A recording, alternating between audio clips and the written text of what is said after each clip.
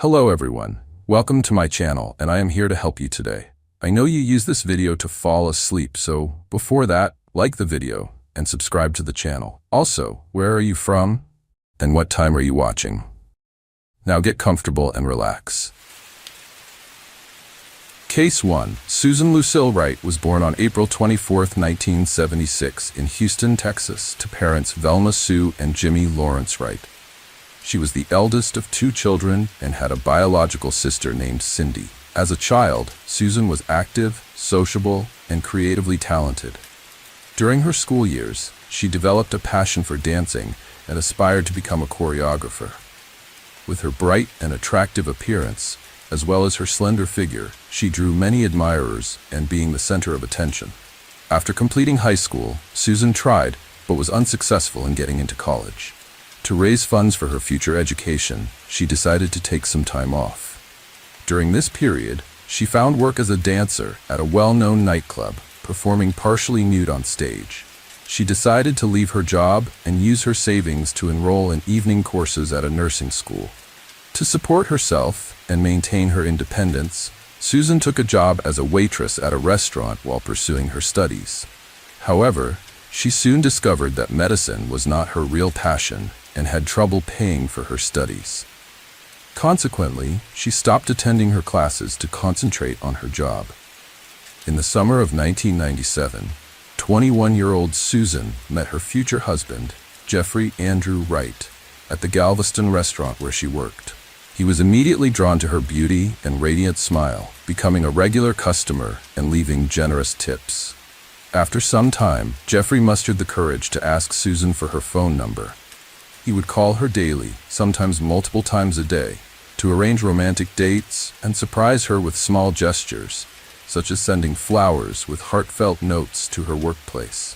In the evenings, he would meet her and walk her home.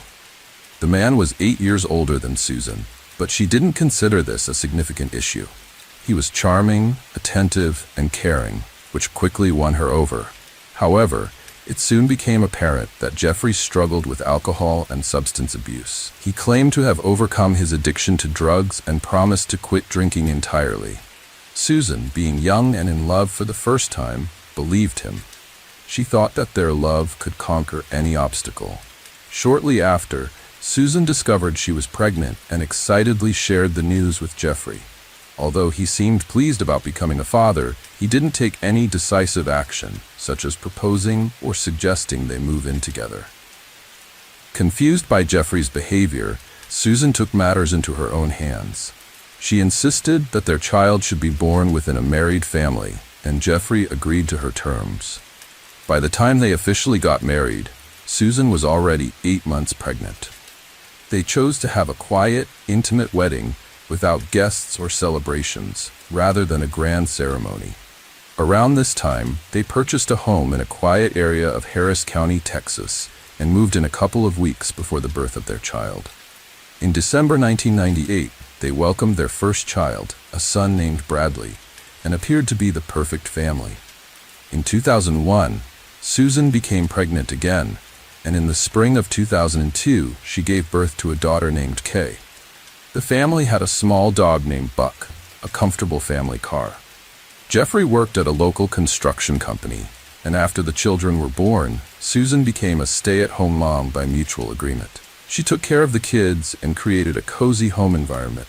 The neighbors said that Mrs. Susan was a kind person, friendly, sociable, a caring mother, and a loving wife. However, it was later revealed that the reality of their family life was far from perfect. Her husband was extremely demanding in every aspect of their lives. Susan's days were filled with cleaning, doing laundry, and cooking. Jeffrey demanded freshly cooked meals every day, prohibiting her from preparing meals in advance or reheating leftovers. Maintaining a perfect and clean home was a challenging task, especially with 2 small children.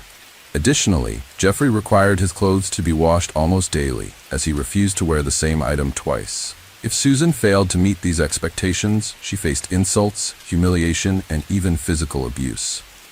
Moreover, Jeffrey was extremely frugal, providing Susan with a meager weekly allowance of $100 to cover all household expenses, including cooking, childcare, and maintenance. Susan had to keep track of every expense, giving receipts to her husband Jeffrey. However, Jeffrey's behavior was a bigger issue. Despite promising to quit drinking, he continued and started using drugs, downplaying it as light doping for work stress. The substances made him aggressive, causing him to harm Susan and their son. Jeffrey denied his behavior was a problem, claiming Susan knew about his substance use before marriage. His parents sympathized with Susan but felt powerless to intervene. After moving in together, Jeffrey's behavior became increasingly aggressive, leading to physical, emotional, and intimate abuse. He initially apologized, but the violence became regular. Jeffrey would often go to the gym 3 times a week to practice boxing as a stress relief measure. He looked forward to sharing this activity with his son when the boy was older. On January 13, 2003, Jeffrey returned home from the gym agitated and on edge. As Susan prepared dinner, he attempted to teach their 5-year-old son some boxing moves, but lost control and struck the child, causing the boy to burst into tears. Susan pretended not to notice the incident, but it was the last straw for her. Following dinner, she put the kids to bed. Meanwhile, Jeffrey stayed in the bedroom, where he continued to take drugs. There are different accounts of what happened next. According to Susan, when she went into the room, Jeffrey assaulted her, attempted to rape her, and tried to stab her with a knife. She claimed she fought back in self-defense after managing to take the knife from him. The events that followed are unclear, with different accounts of what happened. According to Susan, when she entered the bedroom, Jeffrey tried to attack her, sexually assault her, and kill her with a knife. However, she claimed she managed to grab the knife and defend it herself, leading to a fight. Her story changed multiple times, but the version told in court, based on the investigation, was considered more believable. Susan decided to use her dance skills to distract her husband and lower his guard.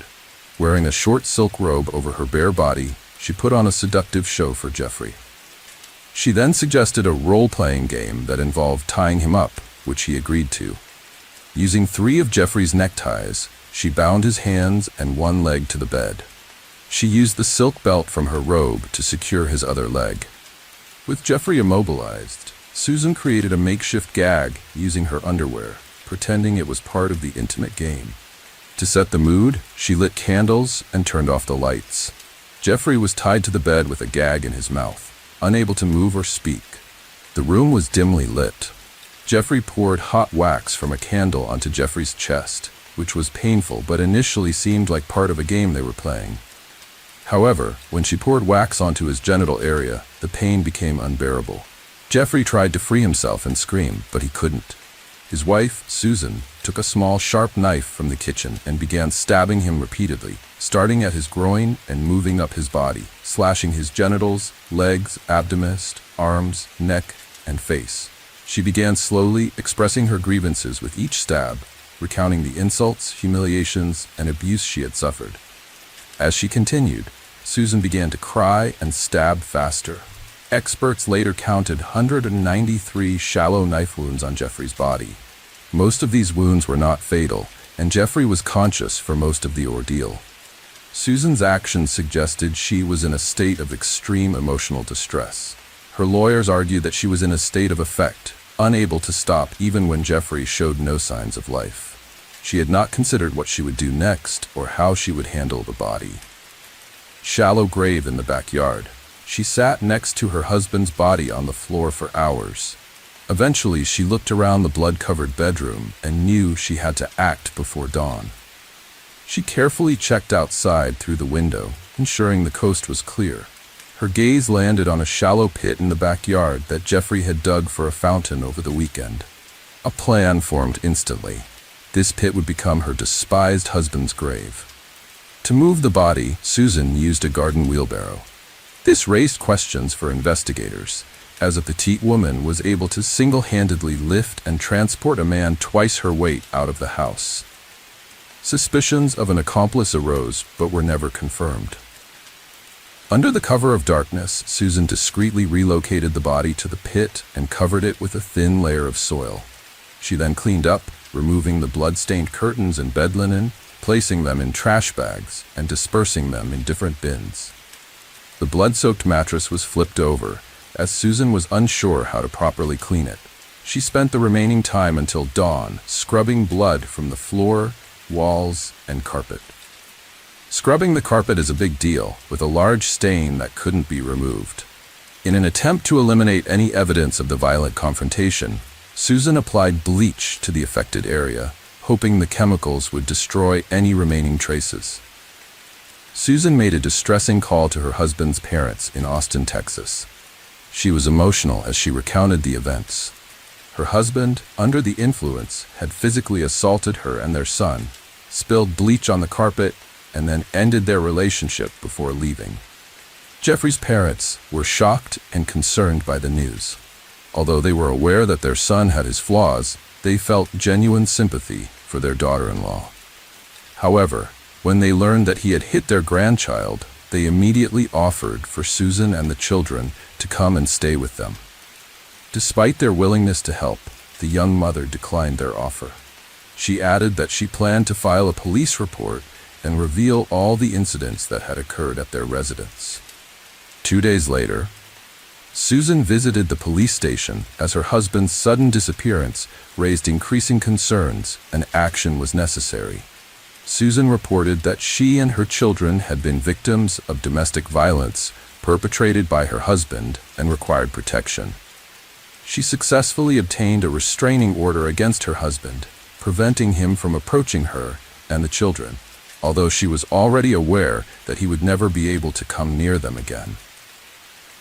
As evidence, Susan presented bruises and cuts on her arms, which she alleged were inflicted by her husband using keys when she attempted to defend herself. Additionally, Susan had a small bruise on his face and corroborated that his father had struck him. At first, the tearful woman's story seemed believable and logical. She claimed her husband, under the influence of alcohol and substances, had attacked her and their young son. Then, realizing what he had done, he became scared and fled. However, over time, suspicions grew because Jeffrey had not contacted anyone. He appeared to have run away without his belongings, documents, or mobile phone. He didn't show up for work or visit his parents, and none of his friends or neighbors had seen him. It was as if he had vanished. Susan found it unbearable to stay in the house where she confronted her husband. She couldn't shake the feeling he was still alive and would rise for revenge. She was losing her grip on reality. Even their dog Buck sensed it, constantly barking, trying to dig up the yard where Jeffrey was buried. On January 17th, Susan went to her mother's house with her children. When her mother saw her daughter in person, she fully realized the severity of the situation. Even though she had already been aware of it, Velma directly asked if she had killed her husband, and her daughter broke down in tears, nodding in admission. The daughter then confessed to the crime, revealing the location of her husband's body, and repeatedly expressed uncertainty about what to do next. Following her mother's advice, Susan reached out to lawyer Neil Davis the next day and confessed to killing her husband and attempting to cover up the crime. After gathering all the details, the experienced defense attorney considered possible scenarios and contacted the Harris County District Attorney's Office on January 19th. Davis reported Susan's confession, including the burial of her husband's body in their backyard, and stated that she was willing to provide a full statement at the police station. On January 24, 2003, Susan voluntarily went to the police station, intent on making a full confession. However, her account was disjointed, with confusing details and occasional contradictions. She sometimes referred to her late husband as if he were still alive, expressed fear of him, and requested protection. Consequently, Susan underwent a psychiatric evaluation. The results revealed she had suffered a nervous breakdown and was experiencing depression. Despite this, the evaluation found that Susan was still capable of understanding the actions she had taken. When investigators uncovered the remains of Jeffrey from the makeshift grave in the backyard, they were shocked by the brutality of the scene, having never encountered. Experts counted a total of 193 knife wounds on the victim's body, distributed across various areas, including the groin, legs, shoulders, arms, abdominal area, chest, neck, and face. The The majority of these wounds were superficial, meaning they were not life-threatening on their own. However, one head wound was severe enough to have caused death. The large number of superficial wounds suggests that the victim endured a prolonged and agonizing death, likely while still conscious, as his wife repeatedly stabbed him with a small knife. The victim's wrists and ankles showed deep marks from the ties and belt used to bind him. These injuries indicated that the victim had attempted to free himself, but was unsuccessful. The ties and belt were still on the body when it was found. Additionally, there were traces of candle wax on the victim's chest and groin area. Susan claimed that the candle wax was an accident, resulting from her husband knocking over a lit candle. However, the prosecution argued that the hot wax was more likely used as a form of torture to inflict suffering on the bound victim. Furthermore, the victim's mouth contained his wife's underwear, which acted as a gag to prevent him from screaming or calling for help. Toxicological tests showed the deceased had alcohol and several controlled substances in his system, which could have led to aggressive and irrational behavior. Initially, the bedroom where the confrontation occurred seemed normal, except for a large bleach stain on the carpet. However, upon closer inspection using special chemical agents and equipment, it became clear that Susan had spent considerable time cleaning up the scene. Once wiped away, blood traces were revealed. The true extent of the violence became apparent. Blood was found throughout the room, including on the ceiling, and the mattress was saturated with it.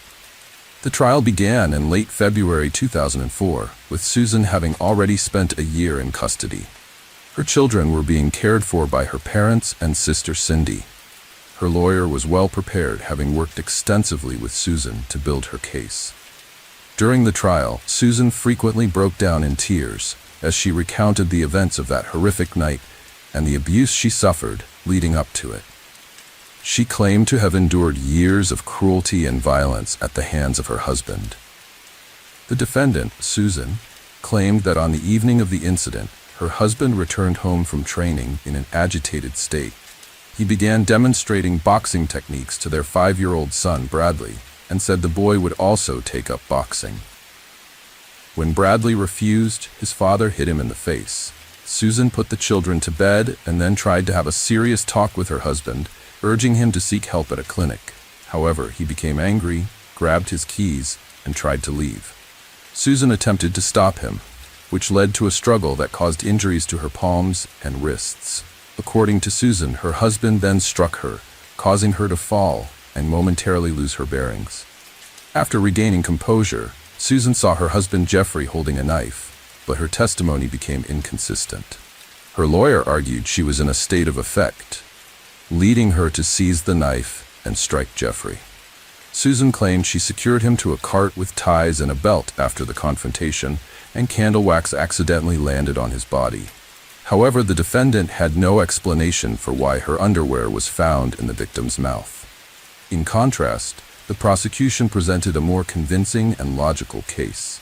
Expert testimony revealed that the victim's wrist and ankle wounds were inflicted before death, likely as part of a ruse to restrain the victim. This also provided a plausible explanation for the gag in the victim's mouth.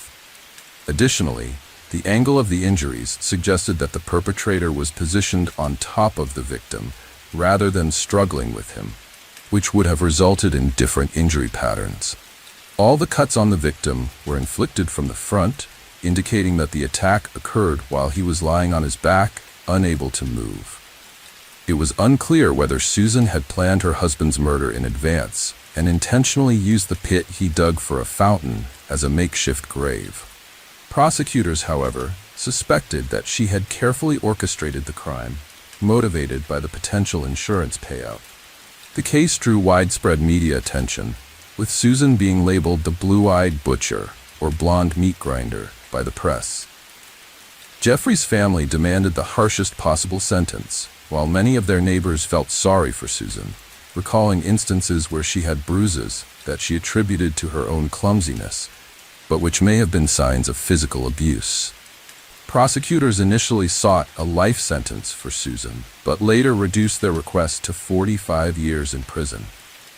In March 2004, she was found guilty and sentenced to 25 years. She showed no emotion when the judge delivered the verdict, appearing detached from the proceedings. A year later, her lawyer's attempt to appeal the decision was rejected. In 2008, Susan and her defense team filed another appeal, which was influenced by new testimony from a previously unknown witness. Misty McKell, wife of former NFL champion Steve McKell, was a key witness. She had a lengthy relationship with Jeffrey Wright in the mid-1990s and was briefly engaged to him. However, she suffered physical abuse, humiliation, and cruel treatment from Jeffrey, leading her to end the engagement and cut ties. Following this new information in Jeffrey's testimony, Susan's prison sentence was reduced to 20 years. She became eligible for parole in 2014 at age 38, but was denied. A second denial followed in July 2017. After 16 years in prison, Susan Wright was released in the winter of 2020 at age 44. She was met by reporters and photographers, causing her to break down in tears and asked to be left alone. Her trial received extensive media coverage, including a broadcast on Court TV. Hello friends, welcome to our channel. Today we're going to take a look at another horrible case with you, the case of Shannon Starbuck. Shannon Starbuck, a 42-year-old woman, was born on April 19, 1969 in Anderson, Indiana, as the youngest child with two older brothers. Her parents eventually divorced and started new families, resulting in additional siblings for Shannon. On December 3, 2011, Shannon was discovered on the floor of her bedroom, positioned in a suggestive manner. An erotic massager was placed on her stomach, indicating a clear attempt to humiliate her after death. The police immediately suspected foul play due to the numerous bruises and scrapes on her body. A medical examiner later confirmed that some of the injuries were caused by a stun gun, and evidence suggested that her body had been moved. The official cause of death was determined to be strangulation. The detectives assigned to solve the case faced a difficult task. They needed to reconstruct the final hours of Shannon's life and identify the perpetrator. Shannon, a mother of 5, had been reported missing by her ex-husband, Clay Starbuck, a day before her body was found. Clay, 47, had alerted the authorities that he had been unable to contact Shannon since December 1st at approximately 3 p.m. Shannon sent a text to her daughter, saying she couldn't pick up the kids from school because she wasn't feeling well. She asked them to wait for their father, claiming she had already informed him of the change in plans. However, his phone was turned off, so he didn't know what was going on. The younger siblings, Marshall and Serena, were tired and hungry, so 15-year-old Logan decided to call her older brother Austin for help. She asked him to drive them to their father's house, which was just a couple of blocks away. When they arrived, Austin said he couldn't reach their mother either. He thought maybe she had turned off her phone to rest. Austin put the kids in the car and drove them to their father's house. Clay was surprised to see them, but was happy to spend time with his kids. Since the older kids had lived with him after the divorce, and the younger ones had stayed with their mother, Clay decided to enjoy the unexpected visit and didn't contact Shannon. This wasn't the first time something like this had happened with her. Clay expected to see Shannon at the school basketball game that evening, but she didn't show up. The next day, December 2nd, Clay took the kids to school and then went to Shannon's house. The front door was locked and the blinds were closed. Since he didn't have a spare key, he couldn't get in. Clay sent a message saying that if Shannon didn't show up by 7 p.m., he would contact the police. After waiting until the agreed time, Clay went to the police station to report Shannon Starbuck's disappearance. 2 sheriff's deputies visited her address but found nothing suspicious, so they returned to the station. The officer told Clay to wait one more day. If he still hadn't heard from Shannon after that, he should return to the station. The next day, Clay returned to the police station, and it was then that he discovered he wasn't the only one looking for Shannon. A friend and her mother had also reported being unable to contact her, which was unusual for Shannon. This new information prompted the police to take the case more seriously. It had been 48 hours since Shannon's disappearance, and several people were worried about her. The police visited Shannon's home again.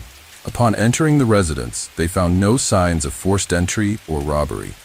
Initially, everything appeared to be in order. However, when they entered Shannon's bedroom, they discovered the disturbing truth. Shannon's Starbucks disappearance was a result of a brutal murder.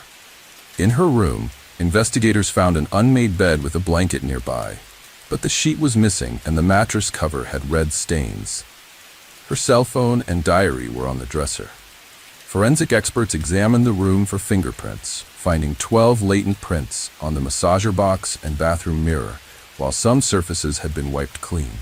DNA analysis was conducted on traces found in common areas, and specialists took scrapings from under Shannon's nails, face, and neck. Detectives believed the murder occurred after Shannon got out of the shower, and her body was moved to the bed and then the floor. The missing sheet was found in a washing machine, suggesting the perpetrator tried to eliminate evidence. Clay arrived at Shannon's house by noon to find out what had happened to his ex-wife. However, the scene at her yard was ominous, with yellow tape cordoning off the area, an ambulance, and several police cars parked near the lawn. Clay was the first to be informed of the tragic event. To gather more information about Shannon and her lifestyle, the detectives questioned Clay after he had calmed down. He explained that he and his ex-wife had a morning routine where he would take the younger kids to school and she would pick them up afterwards. However, on December 1st, his car broke down a few blocks from home, disrupting their routine. Clay had texted Shannon to ask her to take the kids to school. It was supposed to warm up around 11 a.m., but when he tried to start the car again, it still wouldn't start. He gave up and went back inside to take a nap. Clay slept for several hours without being disturbed, during which time his cell phone ran out of battery. To support his story, he showed the police his correspondence with his ex-wife, Shannon. Initially, everything seemed to add up. Clay was cooperative, providing his cell phone, DNA, and fingerprints. He also expressed concern for Shannon, explaining that their divorce had made her more vulnerable. When asked for more information, Clay revealed that Shannon had joined a dating site after becoming single. As an attractive woman, she had many admirers. According to Clay, she might have been seeing multiple people at the same time, and one of them might have been responsible for her death. Unfortunately, he didn't have any specific names to share. During the conversation, Clay became emotional and cried, struggling to accept Shannon's death. After recording his statement, the police sent him home. He had to break the news of their mother's death to their children. At the start of the investigation, the case surrounding Shannon's Starbucks demise was gathering momentum. Investigators questioned the Shannon family's neighbors, focusing on every detail, especially reports of unfamiliar people and vehicles in recent weeks. An autopsy revealed severe injuries, including chest trauma consistent with the use of a stun gun, 10 broken ribs, and head and body injuries likely caused by a blunt object. The severity of the injuries made it difficult to determine the exact time of death, but the expert estimated that Shannon's life ended between December 1st and 2. Scratches on her body suggested that she had been moved, and her broken neck bones supported this theory. The medical examiner found evidence of strangulation using a soft object, possibly a hand, towel, or sheet. A breakthrough in the case came from the analysis of body samples, which revealed male DNA. This suggested that the suspect might be one of Shannon's close male acquaintances, including her ex-husband or secret admirers. Clay Starbuck, her ex-husband, has cooperated fully with the investigation, including undergoing a medical examination to check for any injuries or harm. Detectives suspected that the perpetrator might have been injured during the struggle, but Clay showed no signs of injury on his hands. The investigators then examined their sons, 21-year-old Austin and 18-year-old Blake. The only issue that arose was the presence of old cuts on the older son's hands, but these were explained by his job at a window manufacturing plant. During conversations with the sons, some facts were established that would later become clearer. The children knew that after the divorce, their mother had been dating, and they disapproved of it. They had seen explicit photos on their mother's laptop, leading them to wonder if she might have been targeted by an online predator. It was clear that the sons loved their mother and were deeply shaken by her death. However, they had disagreed with the changes she had been making in her life. In a subsequent interview, Clay expressed himself more clearly. He blamed Shannon's behavior for his family's problems while he was away on business, especially her frequent encounters with other men. Clay even suspected that Marshall might not be his biological son, but he loved him regardless. Clay believed that after their relationship ended, Shannon started to indulge excessively and not appropriately for her age. He disapproved of her dropping off the kids at his place when she went on dates. By this point, investigators had not only spoken to Clay and the children, but also interviewed Shannon's relatives and friends. The detectives developed a more comprehensive understanding of the deceased and her family. Shannon had always dreamed of having a big, loving family. Growing up, she was a kind and modest person who loved to draw and was very good at it, winning many awards. At 20, she met 25-year-old Clay Starbuck in Florida, where she had moved with her family when she was young. Clay was on vacation from Alaska. They were introduced by friends at a party and hit it off right away. That night, Shannon learned a lot about Clay. He had gone to school in Colorado to learn about diesel mechanics and later worked on the Trans-Alaskan Pipeline, which paid well. However, he was already married with 2 kids. Despite his complicated past, Shannon wasn't discouraged. She actually saw it as a plus, thinking it gave him valuable experience for their future together. Shannon and Clay got married soon after meeting. As Clay's new wife, she moved in with her husband. At first, she struggled to adjust to her new surroundings and the weather, but she quickly settled in. Shannon's married life wasn't as perfect as she had envisioned. Her husband Clay was often away, leaving her to manage the household by herself. However, her love for him gave her the strength to carry on, knowing that his work shifts would eventually end and he would return to her. In the meantime, she took on the role of mother to his children from his previous marriage and soon gave birth to their own son, Austin, followed by another son, Blake, 3 years later. In 1996, they welcomed a daughter, Logan, who was later diagnosed with autism spectrum disorder. Shannon accepted her daughter's diagnosis with love and care, becoming her closest companion. The family was later completed with the arrival of another daughter, Serena. Shannon devoted herself to her children's well-being, education, and spiritual growth. She was also known for her cooking, crafts, and other hobbies within their community. However, she was so focused on being a caring mother and a loving wife that she didn't realize her husband was having an affair at work. When she discovered his affair, she felt deeply betrayed and shocked. This led her to file for divorce in 2000, marking the beginning of a new chapter in her life. She still had feelings for her ex-husband, so she moved to Arizona to start fresh and ease the pain of their separation.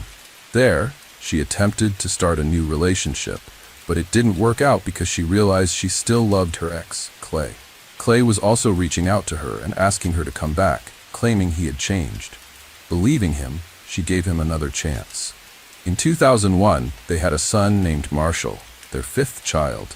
However, instead of strengthening their relationship, Marshall's birth created new tensions.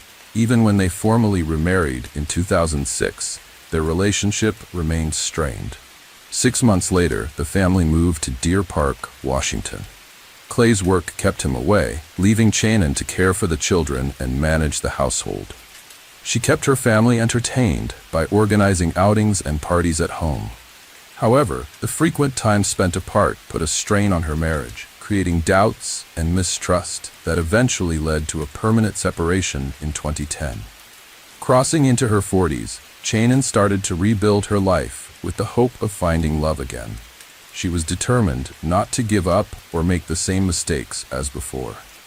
Even when her ex-husband Clay suffered a serious injury, Shannon chose not to go back to him. However, she still provided him with support and help. In February 2011, Clay quit his job and moved to Deer Park to be closer to his children and Shannon. Although he hoped Shannon would take him back, She didn't feel the same way. She had finally found freedom and was enjoying it.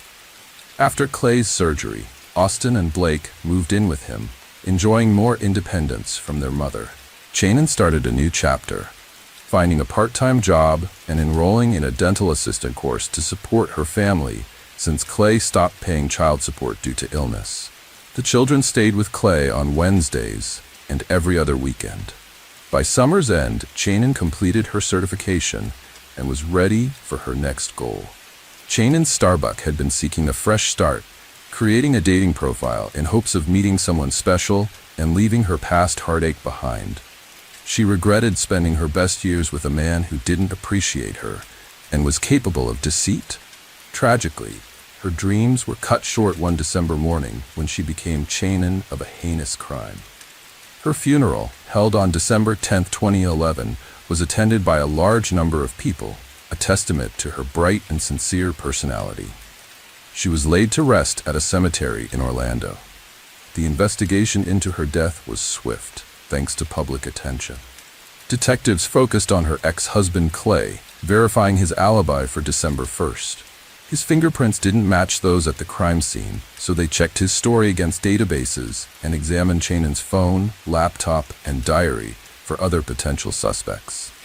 Detectives thoroughly examined Chanin's mobile phone, leading them to add several individuals to the list of suspects. These men had been in contact with her through a dating site, raising suspicions about their potential involvement. One suspect, Tom Walker, had arranged a date with Chanin for December 5th, just hours before her death. Their conversations had been candid and they had exchanged photos. However, when Tom Walker requested that Chanin take a photo using an adult toy, she declined. Notably, her body was later discovered in the exact pose that Tom Walker had mentioned.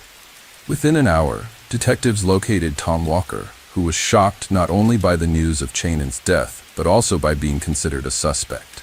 He promptly provided an explanation for his activities on the day of her death, which was corroborated by his colleagues in surveillance footage. The next individual on the list was John Wilson, who had scheduled a meeting with Chanin on December 1st. An examination of their correspondence revealed. The investigation revealed that the suitor, whose real name was John Kinlawn, had no intention of a serious relationship with Chanin and had used a fake identity. He was married and worked in a different field than he claimed, which explained his secretive behavior. When questioned, Kinlan had an alibi for the time of the crime, which was corroborated, and he was released after providing a DNA sample. The investigation was back to square one, but a breakthrough came when detectives examined Chanin's mobile phone. They discovered that a 911 call had been made from the phone on the morning of December 1st, but it had been deleted from the call log. After retrieving the call, they found it contained only the sounds of sobbing and rustling before abruptly ending. Chanin's phone records revealed a failed call and 11 messages sent after her death. GPS data confirmed her phone was at home, where she was killed after dropping her kids at school. The suspect tried to mislead the investigation and was found to be close to the Chanin family, even using a nickname for the youngest son. After uncovering this information, Clay's statements were examined more closely. He had a clear motive for killing his ex-wife, as divorce can be difficult for some partners to accept. Additionally, he had the perfect opportunity, knowing her daily routine. As a result, authorities decided to track the suspect's car route again, this time using footage from street surveillance cameras. This is when the officers' suspicions became clearer. It turned out that Clay's car had not broken down. At the same time, results from another analysis arrived, showing that DNA material collected from Chanin's body matched the suspect's samples exactly. When Chanin returned home, a heated argument broke out, which ultimately led to her death. The unusual position of her body was a deliberate act of vengeance by Clay, who was enraged by her newfound freedom. After the murder, Clay stayed in the house and impersonated Chanin in text messages. It became clear that his intentions to harm her may have been long-standing. A friend's conversation with detectives took on new significance, revealing that Clay and Chanin's relationship was troubled. Chanin had confided in friends that she was tired of Clay's controlling behavior and criticism and had feared he might harm her if she ever left him. In fact, Chanin had contacted the police multiple times between June and November 2011, reporting that Clay was stalking her and making her feel unsafe in her own home. She had become so fearful that she refused to give anyone a spare key to her house. Ultimately, Chanin secured a restraining order against Clay, limiting their communication to text messages. A thorough examination of her diary revealed that she not only feared her former lover, but also believed he was manipulating their children against her. Clay had been spreading vicious rumors and portraying her as promiscuous. As a result, when he was arrested on February 6, 2012, the children refused to believe he was involved. The discovery of a tracking program on Chanin's laptop, a hard drive labeled Chanin's desktop computer in Clay's house, and printed correspondences did not seem to disturb them. The older children questioned the authenticity of the DNA analysis, thinking the accusations against their father were unbelievable and the case was fabricated. However, law enforcement and other relatives had a different perspective. At the trial, the prosecution presented a substantial amount of physical evidence and testimonies, confidently demonstrating Clay's guilt. In June 2013, justice was served when Clay Starbuck was found guilty of first-degree deprivation of life under aggravating circumstances and disrespect to human remains. He was sentenced to life without parole. His 2015 appeal was denied. He's serving time in Spokane County. Chanin's family grieves her loss, but the children siding with their father hurts more. His obsession led to revenge, leaving the children without a mother or father. Hello friends, welcome to our channel. Today we're going to take a look at another horrible case with you. The case of Nadine Lott. Nadine Lott was born in the late 1980s in Arlo, a town on Ireland's southeastern coast. She was the eldest child of Claire and David Lott. She has 3 younger siblings, Phoebe, Tanith, and Kayla. By the summer of 2012, Nadine, 26 years old, had grown into a charismatic woman. She was eagerly planning a trip to Australia, looking forward to a vacation filled with exciting experiences, sports, and new friendships. Nadine stood out from her peers with her bright smile and charming personality, which drew people to her. She had a large social circle and could easily connect with anyone. However, beneath her outgoing exterior, Nadine was a sensitive and vulnerable person who always tried to see the best in others. She cherished her family, who had loved and supported her throughout her childhood. Nadine discovered a passion for photography, capturing life's fleeting moments to preserve the world's beauty. This hobby eventually turned into a career, and she became a successful beautician, helping others enhance their natural beauty. Nadine experienced some difficulties in her personal life. She wasn't eager to settle into a serious relationship, preferring to enjoy her independence and spend time with friends. This desire for freedom led her to take a trip to Australia, where she was attracted by the warm climate, stunning beaches, and exotic landscapes, finding everything fresh and romantic. Nadine met Daniel Murtaugh in Australia, and it was as if they were polar opposites. While Nadine was outgoing and lively, Daniel was quiet and reserved, with piercing eyes and a toned physique that immediately caught her attention. Despite their differences, they felt an instant and inexplicable connection, sharing common interests and a deep sense of intimacy. As they spent more time together, their days were filled with unforgettable experiences and memories. They strolled along stunning beaches, explored the crystal-clear waters, and shared their deepest dreams and secrets. Nadine was captivated by Daniel's surfing skills, and he was drawn to her carefree spirit, genuine nature, and infectious laughter. Their connection grew stronger with each passing day, unencumbered by any barriers or reservations. Daniel, a few years Nadine's senior, hailed from a suburb of Dublin, where he worked as a window fitter and lived with his family. Nadine viewed it as a casual fling without any serious commitments. Phoebe was the first to discover Daniel. Shortly after, Claire, the mother, learned about the relationship from her child. Claire quickly suspected that this relationship may not be long-lasting. Nadine's life changed dramatically when she found out she was pregnant with Daniel's baby. A few months later, Daniel attempted to rekindle their relationship and start a family, but it ultimately didn't work out. In November 2013, Nadine gave birth to a baby girl named Kia, but Daniel was noticeably absent during this significant moment. Instead, her sister Phoebe was the one who offered emotional support and remained a constant companion. Phoebe was by Nadine's side during childbirth, took the first photo of mother and daughter, and played a vital role in helping Nadine navigate the challenges of new motherhood. Nadine's pregnancy marked a turning point in her life as she transitioned into her new role as a mother. Despite the difficulties she faced, Nadine found solace in Phoebe's unwavering support and love. Nadine's story is a poignant reminder of the complexities of love and relationships. Although her relationship with Daniel was unfulfilling and lacked deep emotional connection, Nadine was determined to provide a stable and loving environment for her daughter. But Daniel failed to take responsibility for his actions and showed no interest in being a devoted father, leaving Nadine to raise Kia on her own. Nadine had always tried to provide the best life for her daughter, Kia. In 2016, she wanted to build a home with her loved ones, so she rented a house where everyone could live together as a family.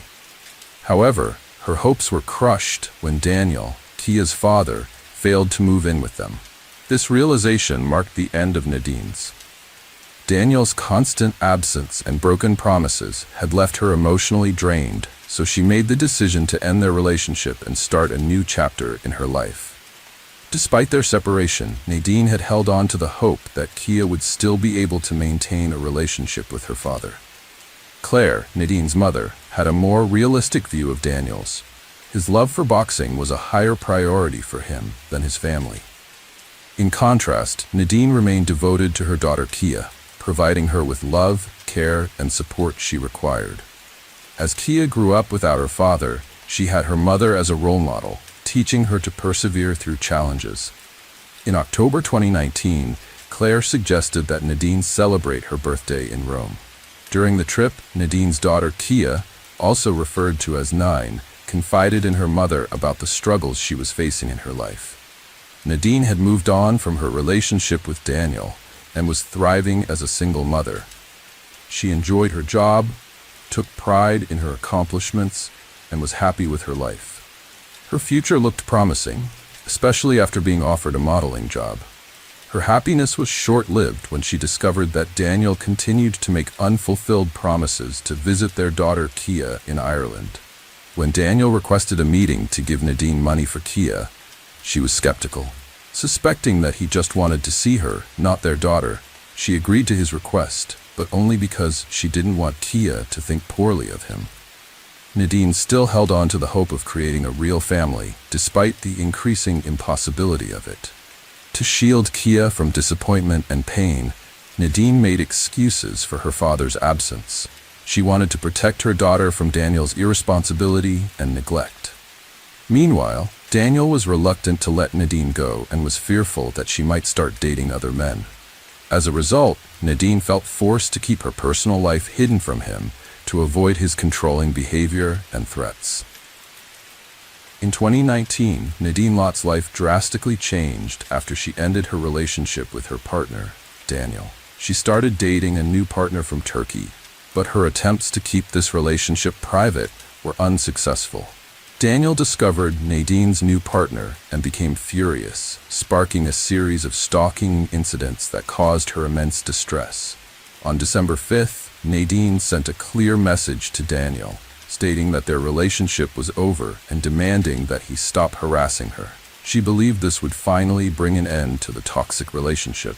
However, on December 13th, Nadine asked Daniel to watch their child, Kia, while she attended her aunt's birthday celebration at a local pub. Daniel agreed to watch Kia at his home in Condon, a different location from where Nadine lived, which was in Wicklow. On the night of December 14th, Daniel repeatedly tried to contact Nadine, calling her at 5:57 and 1:26 a.m., but she didn't answer. He eventually sent her a message asking her to return home soon. Nadine returned home and changed her clothes, but the events that followed are unclear. What is known is that Daniel attacked Nadine, terrifying her 6-year-old daughter, Kia. The noise and screams caught the attention of a neighbor, Ella Klenovich, who investigated the source of the commotion. Ella saw Nadine lying on the floor in her hallway with Daniel standing over her, his face contorted with rage and panic. Horrified, Ella retreated to her apartment and quickly contacted Nadine's family. When Claire, mother of Nadine's, heard Ella's story, she felt overwhelmed with fear and anxiety. Daniel fled the scene in his Volvo, leaving behind a trail of dust and blood. When Claire rushed into Nadine's apartment, she was met with a disturbing sight. The walls and broken glass were covered in blood splatters, reflecting the horrific events that had unfolded. But the situation was far from over. It was now 9:50 a.m. Claire, Phoebe, and Kyle walked into the kitchen and were shocked by what they saw. Nadine's body was lying on the floor, brutally mutilated and showing no signs of life. Meanwhile, about 20 miles away in the town of Lar, Daniel lost control of his car and crashed into a ditch. Miraculously, he escaped with only minor scratches. John Ken stumbled upon the wreckage and was shocked by the scene. A car with broken headlights, shattered glass, and a lone vehicle lying in a ditch. His initial thought was that the driver had been drinking after a Christmas party, but as he approached the car, he was surprised to find it empty. Suddenly, Daniel emerged from the fog, his eyes vacant, his body shaking, and his clothes covered in blood. Daniel confessed to the crime in a despairing tone to a witness. He was then taken to the hospital in an ambulance, repeatedly muttering that he loved Nadine, as if seeking forgiveness. Meanwhile, Nadine's apartment was in disarray. When paramedics and police officers arrived, they were met with a strong smell of blood. The walls and furniture were smeared with it, and the scene was chaotic. Paramedic Ian Clark was struck by the extent of the destruction.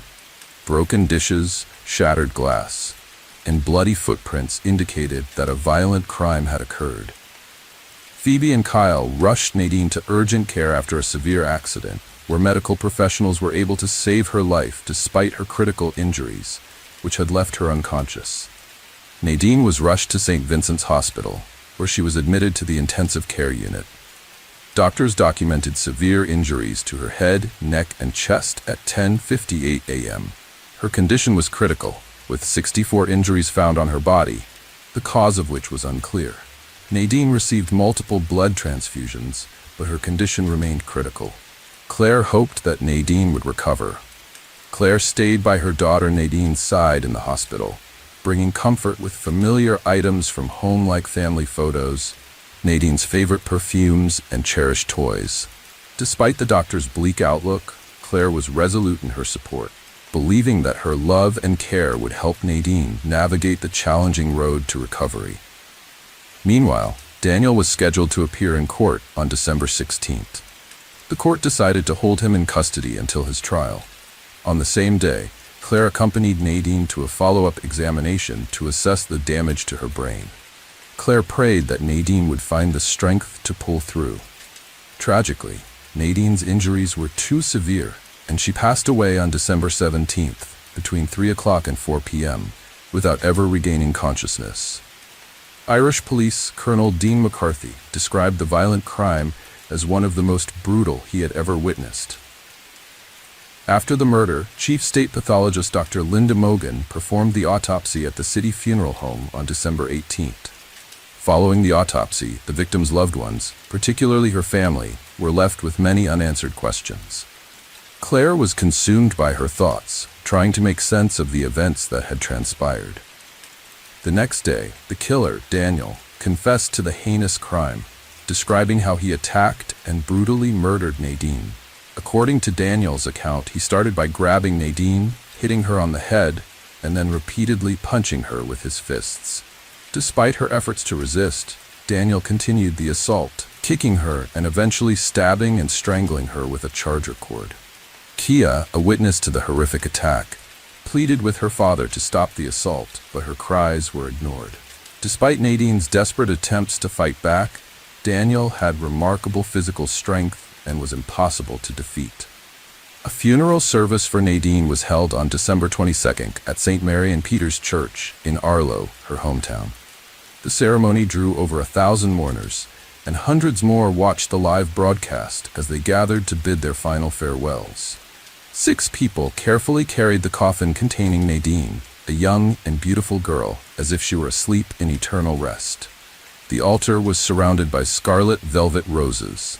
Nadine's mother, Claire, sat in the front row, struggling to hold back tears as she gazed at her daughter's coffin. Her eyes shone with love and admiration for she who lay before her. Family and friends gathered nearby, overcome with grief, as they clutched handkerchiefs to their faces and openly wept.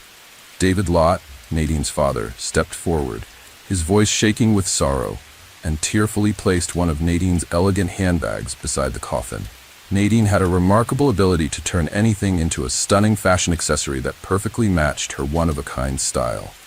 Next, Kyle, a close family friend, approached the altar, holding a photograph of Nadine and Kia, beaming with happiness as they hugged each other. Kia, confused and grief-stricken, clung to her mother's side, unable to comprehend the loss she had suffered. Phoebe, Nadine's sister, brought a pair of shoes to the altar, the very ones Nadine had been planning to wear to her prom. Overwhelmed with emotion, Phoebe struggled to hold back her tears. Tanith, another close friend, carefully placed a photo album on the altar, filled with cherished memories of Nadine's carefree days, joyful parties, and radiant smile. These memories would remain with them forever, a poignant reminder of the happy times they had shared with Nadine. With genuine empathy on his face, Priest Michael Moore led the ceremony with heartfelt words of eternal life and hope that soothed the grieving family and friends. Looking directly at Kia, he voiced gratitude for the immense joy she had brought Nadine during her life, wishing that Kia's own life ahead be one rich with care, protection, and enduring love.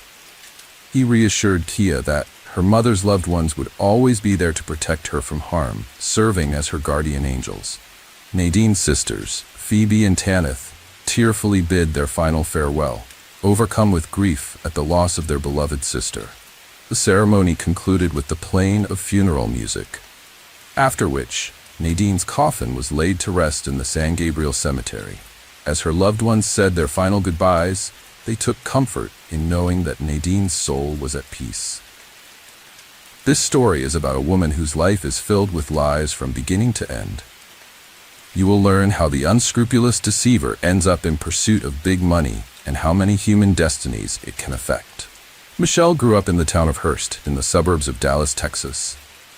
She had a younger sister, Laura. The girl's mother left home in search of a better life, so the upbringing of children was the father. It was not easy for a man to raise 2 daughters alone. He survived on occasional earnings at a construction site and often relied on alcohol. In search of easy money, he repeatedly thought up and implemented devious plans for profit.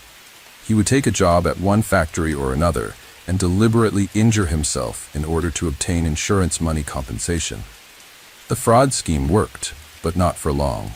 With the help of CCTV cameras at one of the workplaces, the scheme was uncovered, and Michelle and Laura's father was sent into custody. Michelle grew up in a world of lies, deceit, and manipulation from childhood. This was her normal life from which she wanted to escape by any means possible. But it is impossible to escape from herself because lies have already become a part of her life, and she simply did not know how to live differently. The girl dreams of growing up faster to get out of the hated poverty. At the age of 15, Michelle looks very spectacular, a petite brunette of athletic build. She attracts a lot of interest from guys both of her own and older age. Even then, Michelle realizes that with the help of her feminine power and charm, she can easily manage to manipulate any men in her environment in order to get what she wants. So in her life begins a series of love relationships with different men.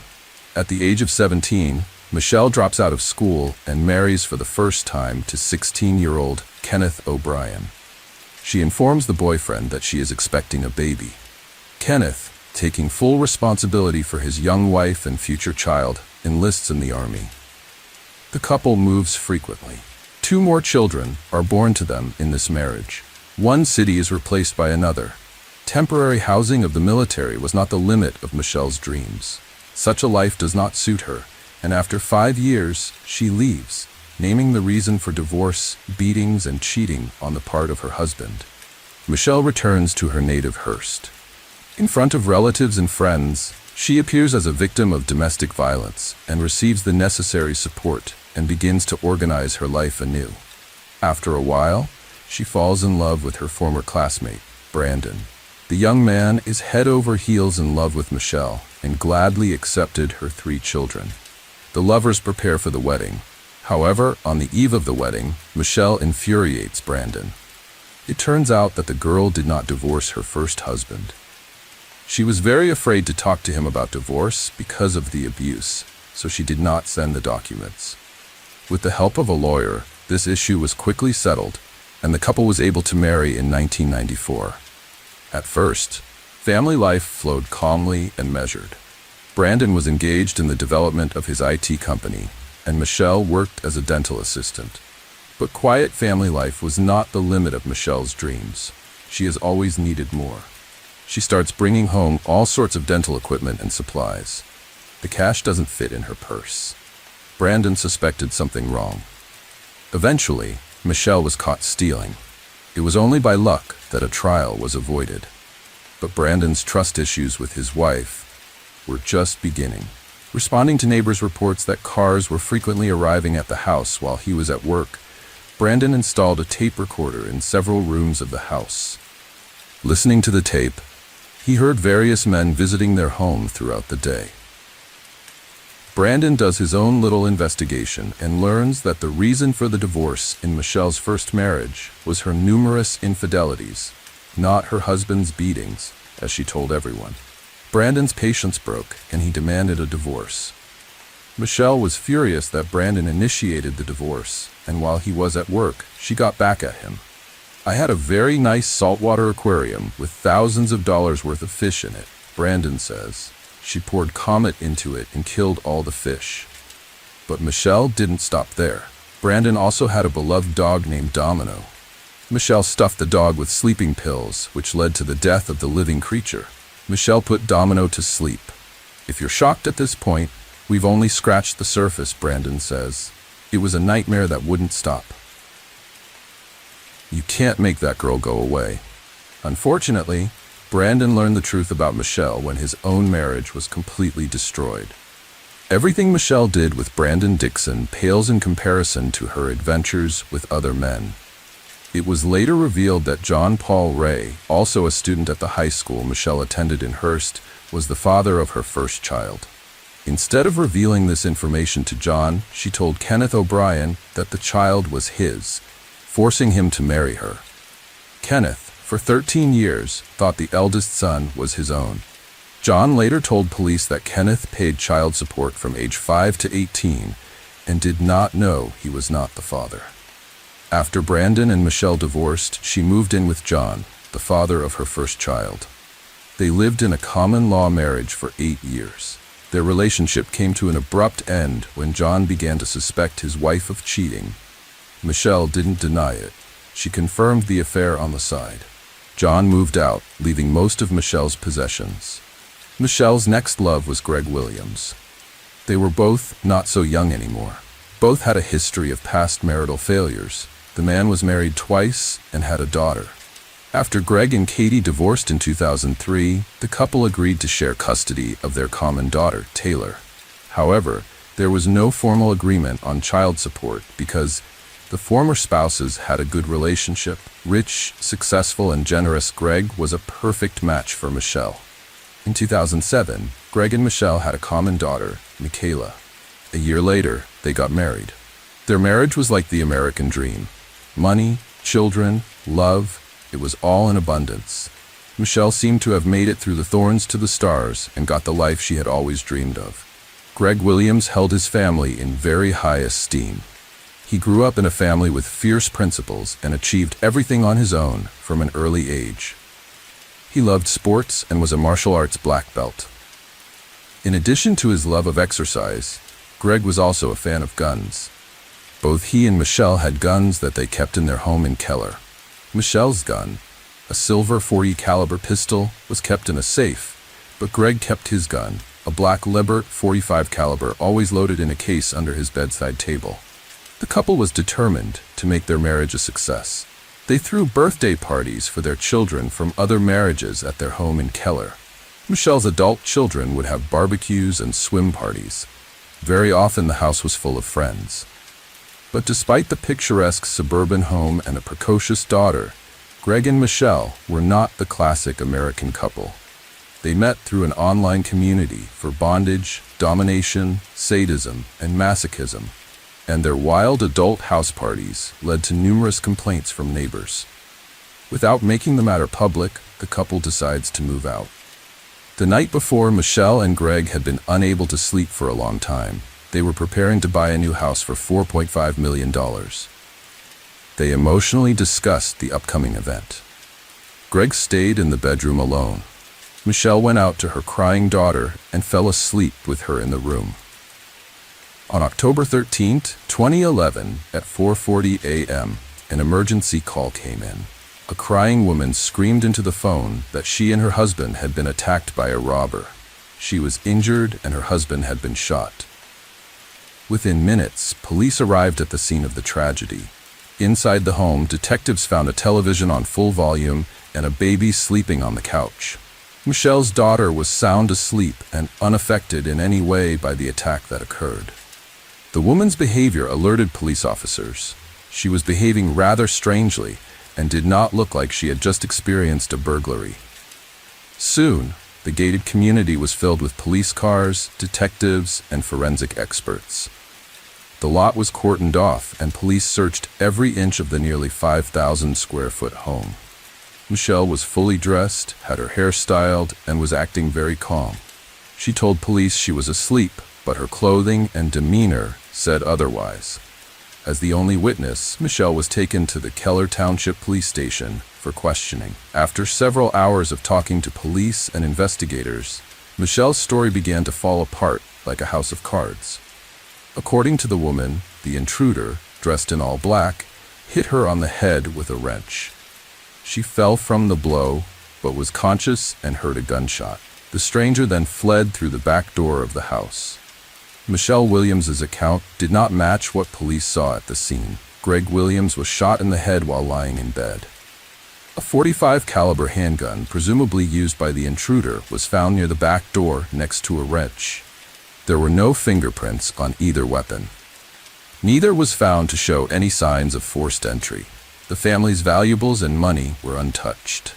Examined CCTV footage from a neighbor's camera showed that only one car had entered the gated community in the hours before the crime.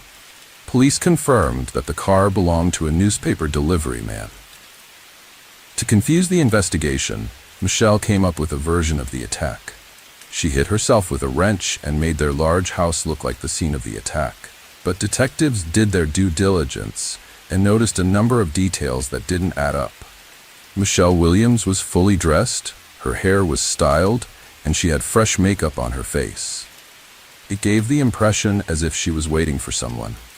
The gun used during the crime was found in the house without any fingerprints, and the final detail that proved Michelle's lie was the $20,000 in cash that was not stolen in the robbery. Michelle had no explanation for why a successful businessman and devoted father decided to take his own life, but she was able to explain her behavior. Michelle claimed she wanted to spare their young daughter the bitter truth about her father's self-inflicted death. She admitted to police that she wiped down the gun and washed Greg's hands to cover up fingerprints before desperately staging a home invasion and calling emergency services. As bizarre as that explanation was, it became obvious to police why no evidence was found in the house. Michelle admitted to wiping the crime scene with bleach and hitting herself in the face with a wrench to present a more realistic picture of the attack. From the beginning, Keller police doubted the credibility of Michelle's testimony, but at the time, no physical evidence was presented linking her to the crime. Michelle was arrested for perjury but was soon released home.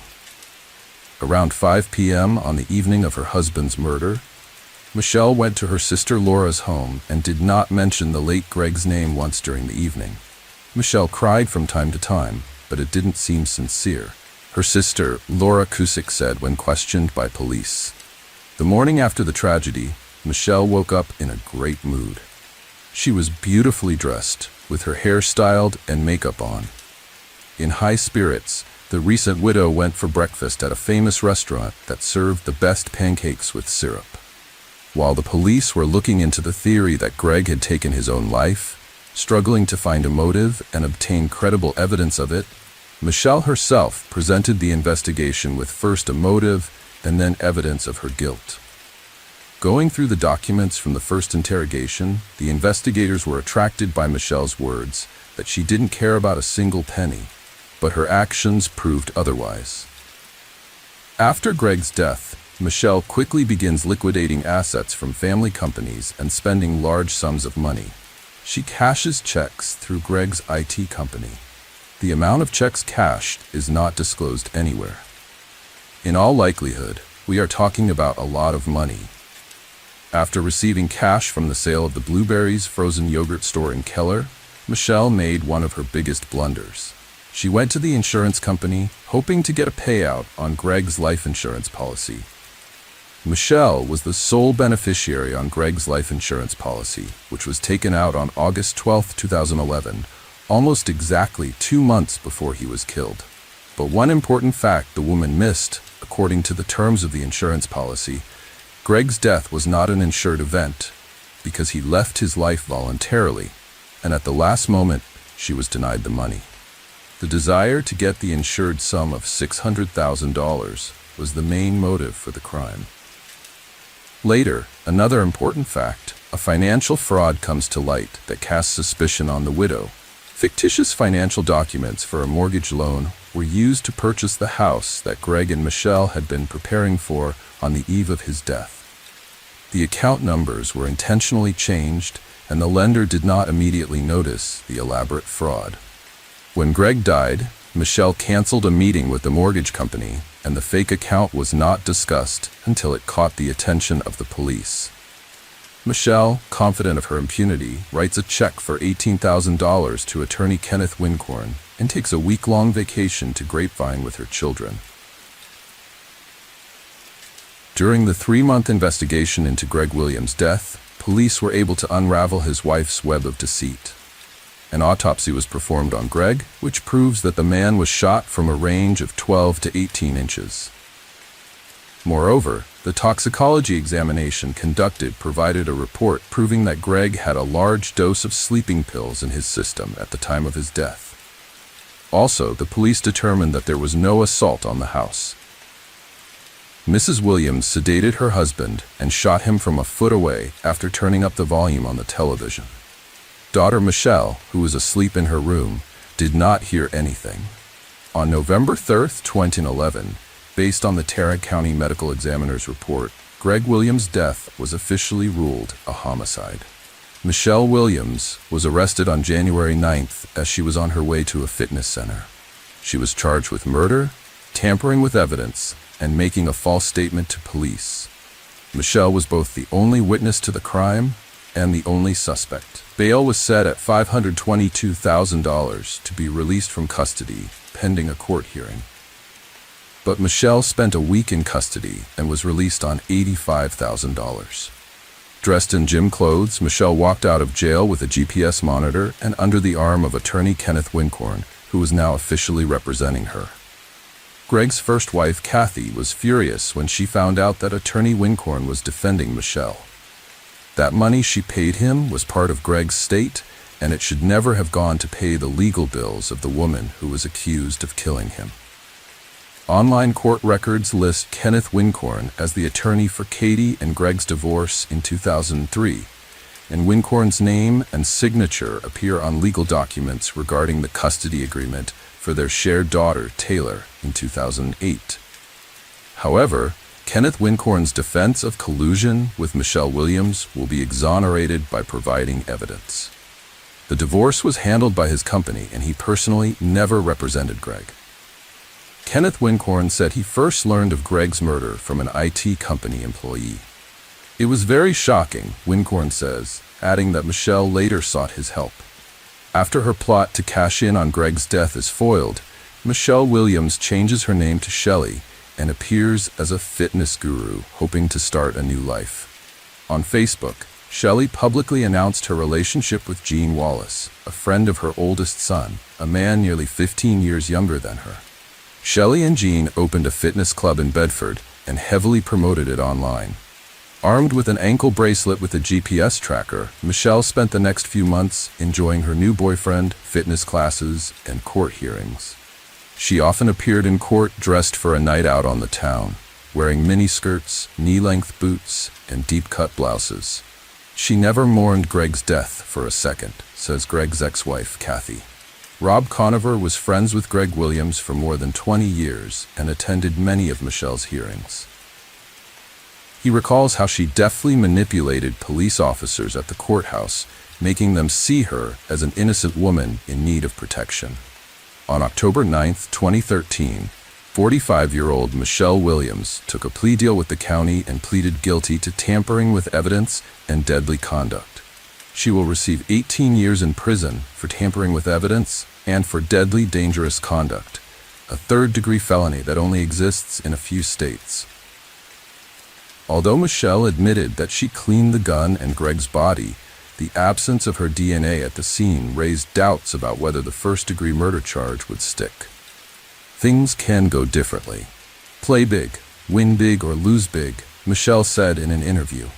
With the plea bargain, I expect to do a couple years, and after that, I'll be out on parole. But in February 2014, Michelle Williams, in an interview, suddenly changes her testimony and says she is not guilty of the crime. The judge immediately rescinds the plea bargain and sets a date for the first trial.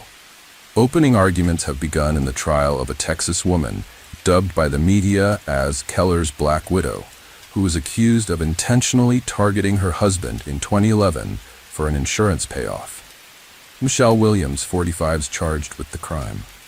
In court, prosecutors described the crime as a clearly planned scheme of acts to profit from Greg's substantial life insurance policy. In their opening statement, prosecutors told jurors that Mrs. Williams shot her husband in the head after drugging him with sleeping pills beforehand in order to collect on his life insurance policy. The motive was money. Time-tested money. Greed. Assistant District Attorney Jack Strickland said in court. Although Michelle admitted that she cleaned the gun and Greg's body, the absence of her DNA at the scene raised doubts about whether the first-degree murder charge would stick.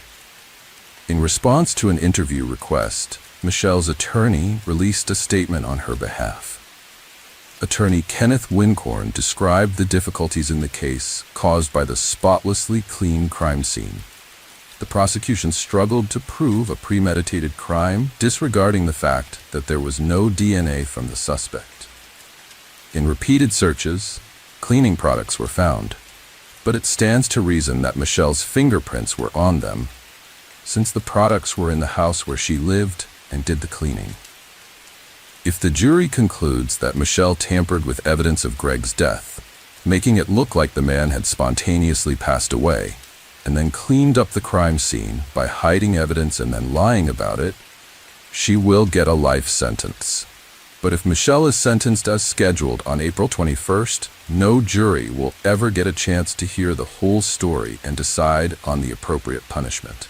Through careful questioning of the Williams couple's friends and acquaintances, information regularly emerged about the unfavorable environment that had prevailed in their family for a long period of time. According to the studied correspondence in social networks and messengers, it was found that the couple quarreled very often, and the reason was finances. At the trial, prosecutors said that in the hours leading up to the violent death, Greg Williams argued with his wife over their finances and even slapped her for spending a large amount of money that had been set aside as a down payment on a house. But Michelle Williams's defense argued that Greg Williams had taken his own life and that the successful business owner needed his wife alive, not dead.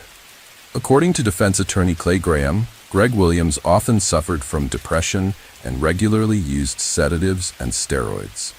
On the eve of the crime, he was allegedly severely depressed due to the loss of his grandmother and best friend, who ironically had taken his own life. Defense counsel told the court that When Michelle Williams found her husband dead with a self-inflicted gunshot wound, she panicked and in a fit of fear began to cover up the tragedy without realizing it. She had one goal: to protect her 4-year-old daughter from psychological trauma by hiding the truth from her. Michelle Williams never once changed herself, presenting at court hearings in different images with styled hair and manicure. At one hearing, the defendant, dressed in an off-white blouse and black vest, showed little emotion throughout most of the trial, but did not forget to wipe away tears during a presentation of photographs showing images of the body of murdered Greg Williams. The court also heard testimony from Michelle Williams' adult son, Andrew O'Brien, who said his mother, Michelle Williams, asked him to help frame Greg Williams' ex-wife, Kathy. She planned to blame her for Greg's death, using the motive of unreconciled differences over the custody of their daughter, Taylor. But that plan was a failure from the get-go. After all, there was never any disagreement between the former spouses about the custody of their daughter, and it would have been very difficult to prove otherwise. Asked about his reaction to his mother's unusual request, 26-year-old Andrew O'Brien said he was very shocked by such a proposal and thought she was having a mental breakdown. Michelle confronted her sons at the trial when they testified against her. The jury later found Michelle guilty of felony tampering with physical evidence. According to the show, she provided false information that she was pregnant with twins, hoping to delay her sentencing. But this version was not confirmed, and the verdict was announced. Michelle's acting abilities and her natural charm, which she tried her best to demonstrate during each hearing, did not spare her from a harsh sentence. Sandwiched between a scenario in which she was a cold-blooded criminal and one in which she was portrayed as a deranged wife and mother acting on impulse, Michelle chose the latter. "He did it," she said, wrapping her arms around her head. Michelle even congratulated the detective on solving the case. "I wouldn't have gotten through the day," she said. "You've won." Even before the police admitted to doubting Michelle's story, few believed Greg had lost his life. He had too much to live for, and he knew all too well how much pain and untimely death causes. Kathy Williams believes that Michelle's relationship with Gene Wallace began when Greg was still alive, and may be the elusive motive for this crime. If Greg had found out she was sleeping with her little boyfriend, he would have dumped her, and she would have gotten nothing. Katie says, Greg was willing to put up with a lot, but he wasn't willing to put up with cheating. "She's ruined so many lives you can't even imagine," Brandon says. "She's a professional manipulator." If the courts had gone further and interviewed all of us, things could have gone in a different direction. Michelle was sentenced to 60 years in prison. The judge also ruled that she would have to serve a minimum of 30 years before being eligible for parole. Michelle currently remains incarcerated at Mountain View Prison in Gatesville, Texas. Michelle Williams is a felon and fraudster who is currently serving time in prison for all of her willful acts. She has never shown remorse for her actions and still refuses to take full responsibility for her crime. August 12, 2019 started out completely normal. Eacher's assistant, Lindsay Burbeck, was on vacation and she planned to spend the day with her family. She and her daughter Sarah chopping in Blackburn in the afternoon, and then they agreed to have a nice family evening over a cup of tea and meet her daughter's human boyfriend. They said goodbye, and Lindsay returned home to change and go for her daily walk to the woods. Around 4 o'clock in the afternoon, she left the house and never came back. To delve into this sudden disappearance and try to figure out why this particular day tragedy happened and who was to blame. The events are set in the town of Blackburn in the county of Lancashire in northwest England. The town is located in the southern part of the county on the Blackburn River by the Leeds-Liverpool Canal at the junction of 4 rural roads and near rich coal mines. Blackburn is renowned for its natural environment and has 4 huge wooded parts. Lindsay separated from her husband Tim Burbeck in July 2018, but they continued to live together in Upton until March 2019. She then moved to her new home on Burnley Road in Hancote. Lindsay cared for her 2 adult children, Theven, 20, and Sarah, 17. She worked as an upper-grade teacher's aide at Ayrton Hill Elementary School in Burnley and loved being surrounded by children. Lindsay was a talented artist who could go the extra mile to create the most amazing props for school productions and plays. On the fateful day of August 12th, she went for a walk in a wooded area known as Coppice near her home in the village of Hencote on the outskirts of Accrington and disappeared. At the appointed time, Sarah and her boyfriend Brandon arrived at Lindsay's home, but no one answered the door. Sarah became worried, as it was out of character for her mother to forget a scheduled tea party. She tried several times to contact Lindsay, but no one answered the phone. Sarah then sent her a text message that read, "Where are you? We sat outside for an hour and called 6 times." After receiving no response, Sarah sent another text message with a series of question marks, but again received no response. After waiting outside Lindsay's house for an hour, Sarah called her father, Tim Burbeck, to let him know her mom wasn't home and wasn't answering her phone. Tim took a frightened Sarah and Brandon back to his house. Near midnight, Sarah and Tim headed to Lindsay's house again, but with a set of spare keys. To their dismay, she never showed up. Inside, the house seemed quite ordinary and showed no signs of any incident. There was no note of explanation either. At 12:11 a.m. on the night of August 13th, Tim Burbeck contacted police and told the dispatcher, "My ex-wife seems to be missing. We can't find her. It doesn't look like her." Lindsay Burbeck was reported missing. Lindsay's disappearance shook up the community. The people of the small suburb banded together and went out in search of the woman.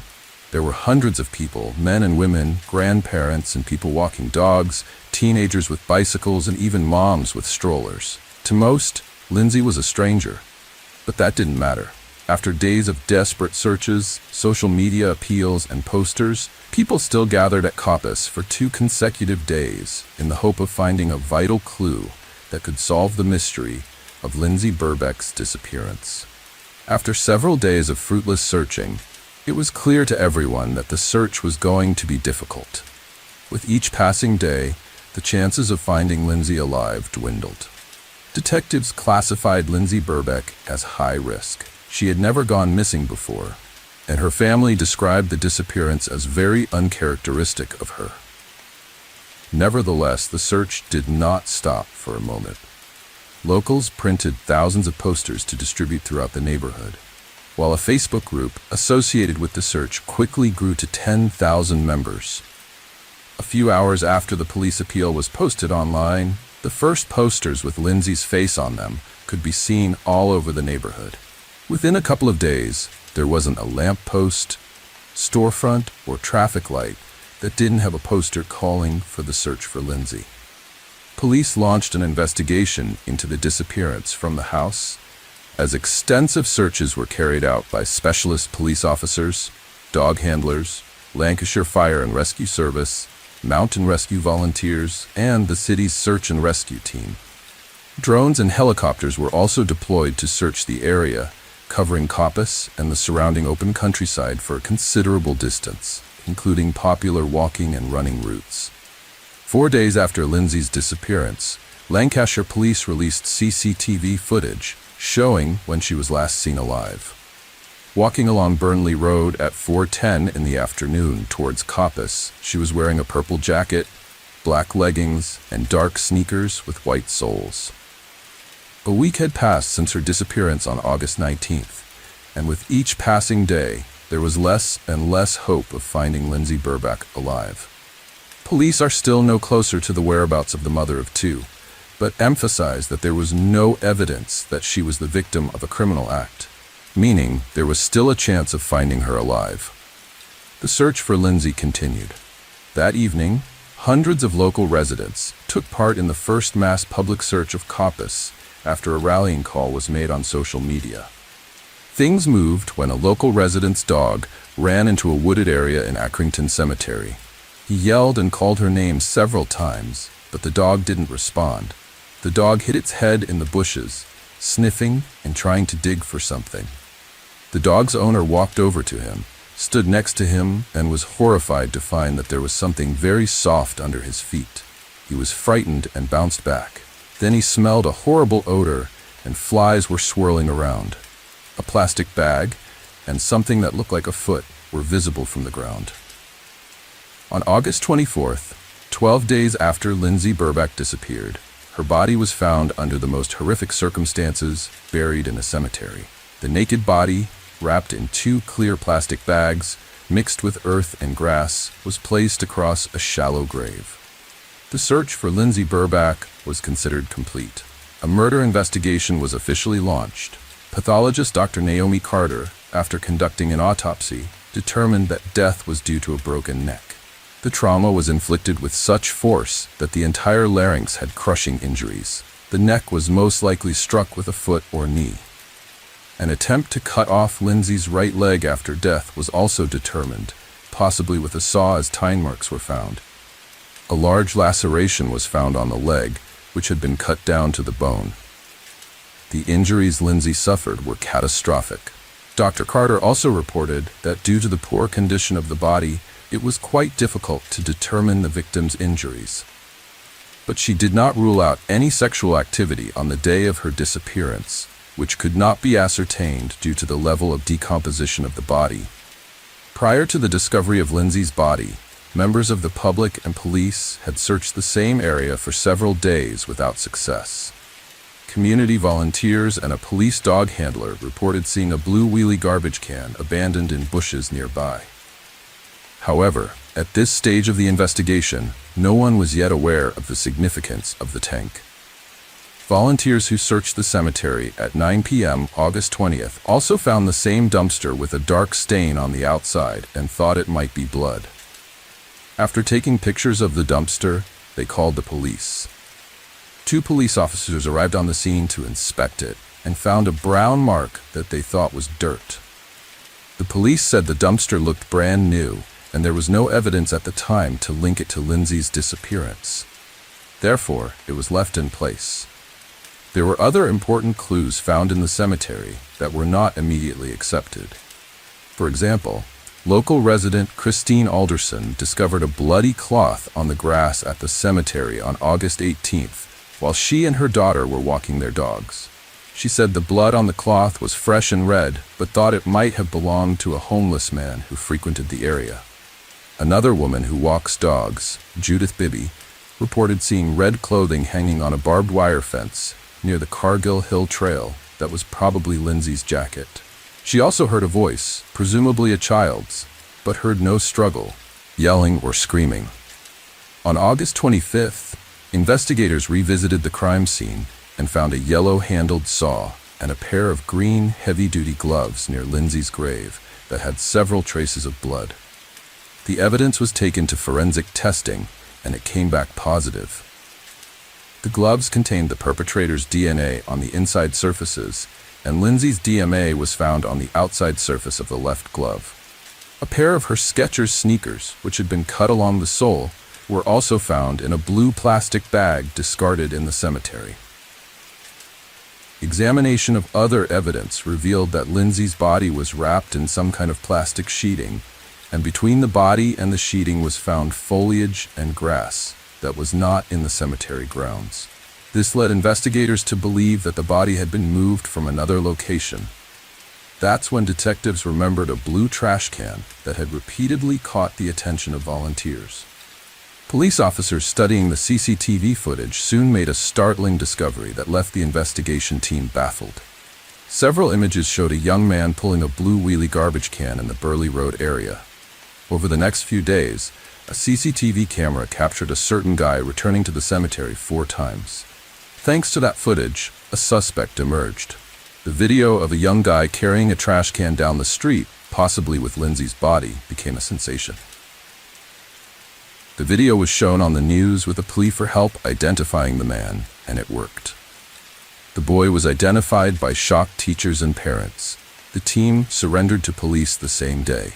His name was withheld until sentencing due to his age.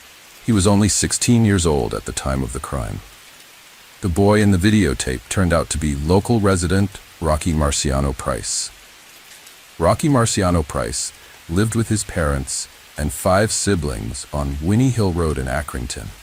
It had been the Price family home for about 3 decades. The young lad had an impressive array of mental health abnormalities. Rocky had suffered from autism, attention deficit disorder, and hyperactivity since childhood. His low IQ created additional learning and communication challenges. He attended an alternative school in Barnoldswick several days a week and was described by teachers as a very quiet and non-speaking student. In 2015, a psychologist assessed Price as having a limited understanding of his own emotions and his own emotional well-being. He had pronounced impairments in understanding the connections between events and emotions. Another 2016 report described Price as unresponsive to strangers and in constant need of supervision and care. Timothy Bradley, who taught at the school for 18 months, said they were always looking for ways to involve him in education. But Price preferred practical things to academic subjects. Price hardly ever engaged in conversation, even when it came to a topic that interested him. Teachers described Rocky Price as quite strong physically and tough for his age. He went to the gym regularly, liked to tend to the chickens on the family farm, and loved watching movies and playing Xbox. The guy lived in his own world and wasn't always aware of his actions. So what drove him to attack Lindsay Burbeck? Nothing at all. She was just in the wrong place at the wrong time when Rocky Price was hunting lonely women. He was looking for a woman to kill, and he didn't care who it was. This was a completely random murder at the hands of a stranger. On August 12, 2020, exactly 1 year after the crime, Price finally stood trial. Rocky Marciano Price was unanimously found guilty by a jury after an 8-day retrial and 4 hours of deliberation. Appearing via video link from Her Majesty's Prison, Weatherby Price 17 did not react in any way when the judge read out the verdict. There was also no reaction from his parents in court. He pleaded guilty to helping dispose of Lindsay's body, but claimed he played no part in her death. Rocky Price claimed he was approached by a male stranger and asked to assist in the burial of the woman for a fee. In a prepared statement, he admitted moving the garbage can and burying the body, but said he had no involvement in Lindsay's death. However, a search of his home in Accrington revealed plastic bags that were identical to those at Lindsay's grave. A tracksuit and other clothing was also analyzed and matched the one he was wearing on surveillance cameras on August 12, 16, and 17. Defense attorney Mark Fenholz told jurors that Price did a horrible and heinous act by burying the woman's body in the cemetery, but he was not her killer. Despite the abundance of evidence against him, Rocky Price pleaded not guilty to the crime, but admitted to moving Lindsay's body. After 2 days of questioning, Price, through his attorney, prepared a statement to explain his movements between Coppice, where police believe Lindsay was killed, and the cemetery where her body was found.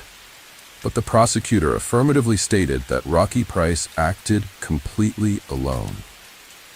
The motive for the random attack on the 47-year-old mother of 2 was never revealed, as the perpetrator did not even know the victim.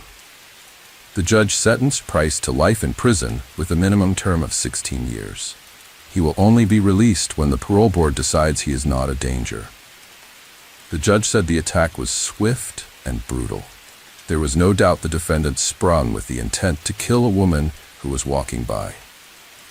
Just minutes before Lindsay's incident, Zoe Braithwaite had managed to get away from a hooded teenager with her hands in her pockets, walking alone on a parallel path. Her sixth sense kicked in, and the woman was instantly wary. Zoe was confused by the guy's appearance. He looked out of place for a walk in the woods for this time of year. She quickened her step and then ran away. That probably saved the woman. If it hadn't been her, it could have been someone else. And it was Lindsay. This was a premeditated attack.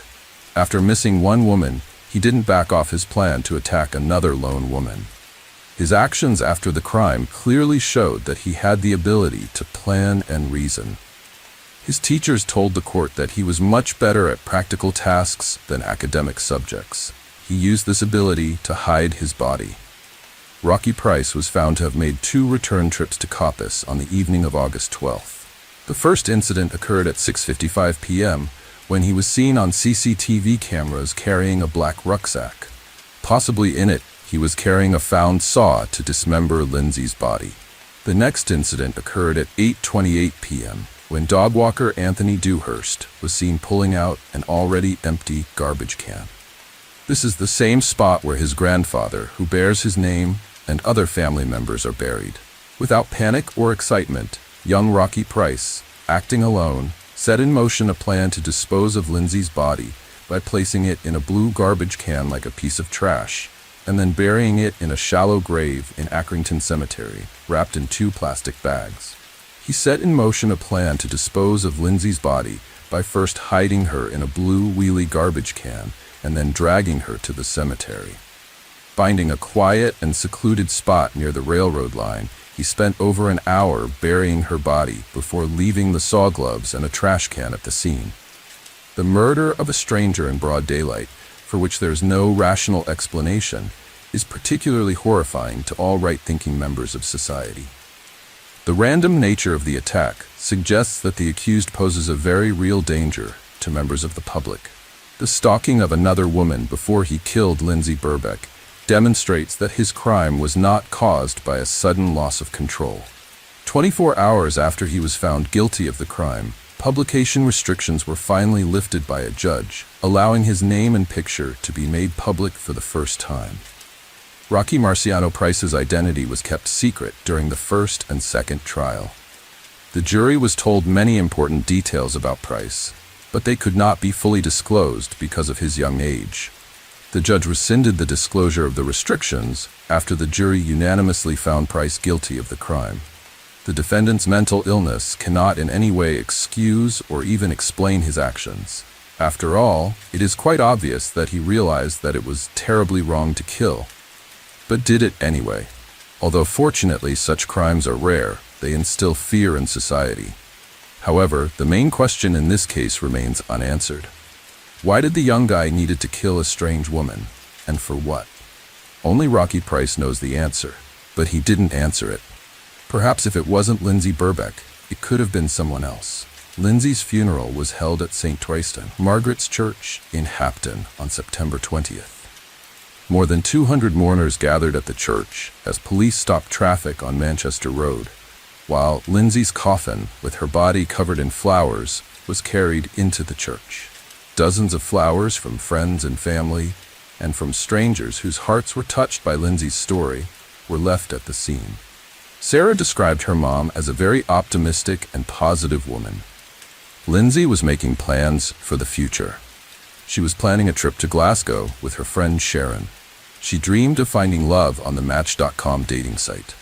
Lindsay Burbeck planned a long and happy life for herself and looked forward to the future with optimism. But all those dreams were interrupted one sunny summer day. Lindsay Burbeck's family and the detectives who investigated the crime welcomed the jury's unanimous verdict, but said no court verdict could ever bring Lindsay back or spare her family and loved ones the grief of loss.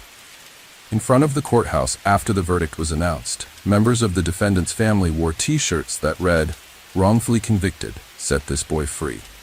The back of the T-shirts read, "The killer is still at large. Maybe Price is an aspiring maniac. He just wanted to take a man's life, to feel what it's like, to watch someone die and mutilate them. Most likely in any form, it's an absolute neurodevelopmental disorder characterized by problems with social interaction, motor, and behavioral stereotypes." In translation, the word autism means a person who has gone into himself or a person within himself. Autism is still an understudied developmental disorder that can occur due to genetic or hereditary abnormalities. The exact cause is not fully understood, but in our story, the punishment most likely fits the crime. In 2013, Jessica Haringa, a 25-year-old woman, disappeared under circumstances from her workplace. The search for her kidnapper spanned several years, during which numerous other women were affected. When the authorities finally apprehended the culprit by chance, they uncovered deeply disturbing details about him. Jessica Haringa was born on July 16, 1987, and resided in Norton Shores, Michigan. She grew up in a modest family with a sister. At 22, Jessica became a mother to a son named Zine, fathered by her long-term partner Dakota Quayle Dyer. They were still together in 2013, living in a leased home. At the age of 25, Jessica worked at an Exxon gas station in Norton Shores, located near Lake Michigan. Known for her warm and friendly nature as a manager, she often received praise from customers. To support her cherished 3-year-old son, she frequently took on extra hours. Jessica's diary highlighted her ambitions to learn and advance. She aspired to pursue college studies in accounting, but financial constraints hindered this goal. Dakota was unable to fully support their family, leading to frequent disputes and turmoil in their relationship. The couple was engaged, yet their marriage faced repeated delays due to various factors. On the evening of April 26, 2013, Jessica Haringa was carrying out her regular duties at the Exxon gas station. Her day began with a visit to a nearby store around 3 p.m., followed by a drive to her workplace. She arrived at the gas station around 4:35 p.m., parked her car and started her night shift, which was supposed to end at 11:30 p.m. Jessica was the sole employee on duty that night. At 11:14 p.m., a customer called emergency services, reporting his experience at the Exxon station. He had entered the store to pay for his gas in cash, but found it unattended. He informed the dispatcher, "I'm not sure what's going on, but there's no one at the station. The door is open and unlocked. Lights are still on, but there's no one to take my payment. There are just my car and another vehicle outside. Why isn't anyone here? It looks very odd." The police reached the Exxon gas station within 10 minutes of the 911 call. During their inspection of the premises, both inside and outside, they found no evidence of a struggle. Everything seemed orderly. Jessica's coat was in the back room, along with her purse containing $400, car, and house keys. A solitary drop of blood, later identified as Jessica's, was discovered near the storage area's back door. Additionally, a cap from a Walther P22 semi-automatic pistol's laser sight and 2 batteries, likely for a watch, were found on the floor.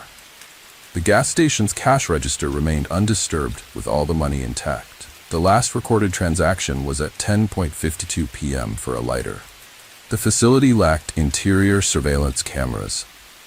Positioned next to the cash register was Jessica's pack of cigarettes, suggesting she had briefly left her station with the intention of returning soon. Her locked car was parked outside, but Jessica was nowhere to be seen. She had inexplicably disappeared. Upon discovering the station unattended, police reached out to the gas station's owner, informing them of the situation. The owner subsequently contacted another manager living close by, requesting her to secure the premises. Additionally, the police notified Jessica's family of her disappearance. Her parents sought clues to her whereabouts and called her friends. One friend recalled being at the gas station between 8 to 9 p.m. that day, noting that all appeared normal then. Shortly after, a fellow employee arrived to lock up the station. This colleague recounted that around 11 p.m., she and her boyfriend had driven by the motorcycle. They spotted a silver Chrysler Town & Country minivan parked near the rear service door with its back door open. Suspecting Jessica might be involved in theft from the station, they paused to observe further developments. The manager observed a young man with disheveled wavy hair near the minivan, dressed in an orange sweatshirt. She saw him repeatedly open and close the vehicle's rear door before he finally drove off. Police reviewing surveillance footage from surrounding buildings located a video showing a silver Chrysler passing by Exxon gas station at 11:02 p.m. A store employee nearby also spoke to the police, mentioning that he had seen the man in the minivan conversing with Jessica Christian. The employee initially thought the stranger was merely flirting with Jessica, given her attractiveness. He noted Jessica standing outside, while the man questioned why she wasn't inside. Both Christian and Jessica's colleague, who had spotted the man by the minivan, contributed to creating a composite sketch of the unidentified individual. He was depicted as a light-complexioned young male with dark wavy hair, a stocky build, and approximately 1.82-meter height. The sketch was released 3 days following Jessica's disappearance. Despite numerous calls received by police in response, no significant leads emerged from the information provided. The prevalence of the silver Chrysler minivan in the United States posed a considerable obstacle in the investigation. In Michigan alone, there were approximately 15,000 vehicles of this kind registered.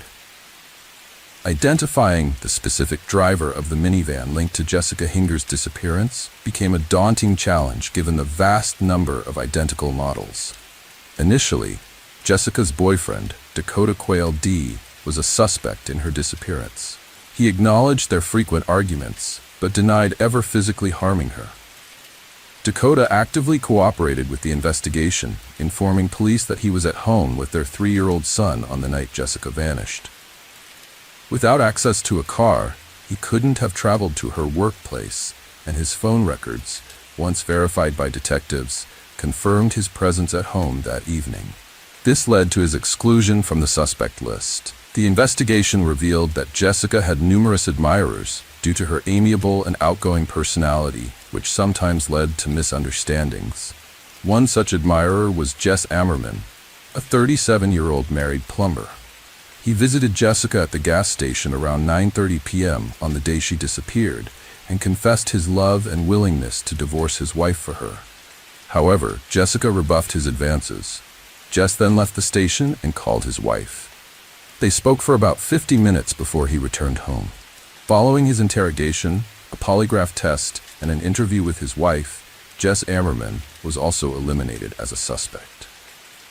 Rob Fallett, the brother of the Exxon gas station's manager, subsequently emerged as another individual involved in this case, though context-wise specifics about Rob's involvement were not provided. Identified as the next suspect, he mentioned visiting the gas station around 9 p.m. on the day Jessica disappeared. Upon greeting her, he noticed she seemed downcast. Asking about her, Jessica confided in having family troubles. Rob suggested she could stay with him, but she declined. After a short while at the station and making a purchase, Rob left for a night fishing trip at the lake. Detectives checked Rob's phone records for that evening, which corroborated his account of leaving the gas station for fishing. Consequently, Rob Fallett was eliminated from the suspect list. Search and rescue operations for Jessica Hinger were launched using helicopters, expertly trained canines, and extensive searches of residential and commercial properties, woods, and Lake Michigan. Despite these exhaustive efforts, no leads were found, leading to an impasse in the case. Nearly a year later, in February 2014, a similar event occurred in a small blonde, bespectacled woman was assaulted by a man while returning home late at night. She was kidnapped, taken to his apartment, and attacked. Despite threats to her life, she was released after several hours. The perpetrator was identified as 42-year-old Brad Allen Mason. Mason was swiftly located, but resisted arrest by brandishing a fake firearm at police officers, resulting in his fatal shooting. Mason had a history of criminal activity, including a 2004 kidnapping conviction and a 2011 arrest for indecent exposure. In 2014, he resided in a dormitory opposite the Exxon gas station where Jessica worked. However, investigators found no evidence linking Mason to Jessica's disappearance. 2 years after Jessica Hinger's disappearance, in 2016, another incident involving a young woman occurred late at night. Returning from a party at a friend's house, she became disoriented on a dark street. A man in a silver minivan approached her, asking if she was okay and offering her a ride. She refused, but requested to use his phone instead. The man consented, but only if she entered the minivan. Once inside, he locked the door and revealed his phone battery was dead, then brandished a gun, instructing her to stay silent. These cases highlight ongoing challenges faced by law enforcement in solving abduction instances, despite rigorous investigative efforts and community cooperation. He then began driving, feeling sick and nauseated.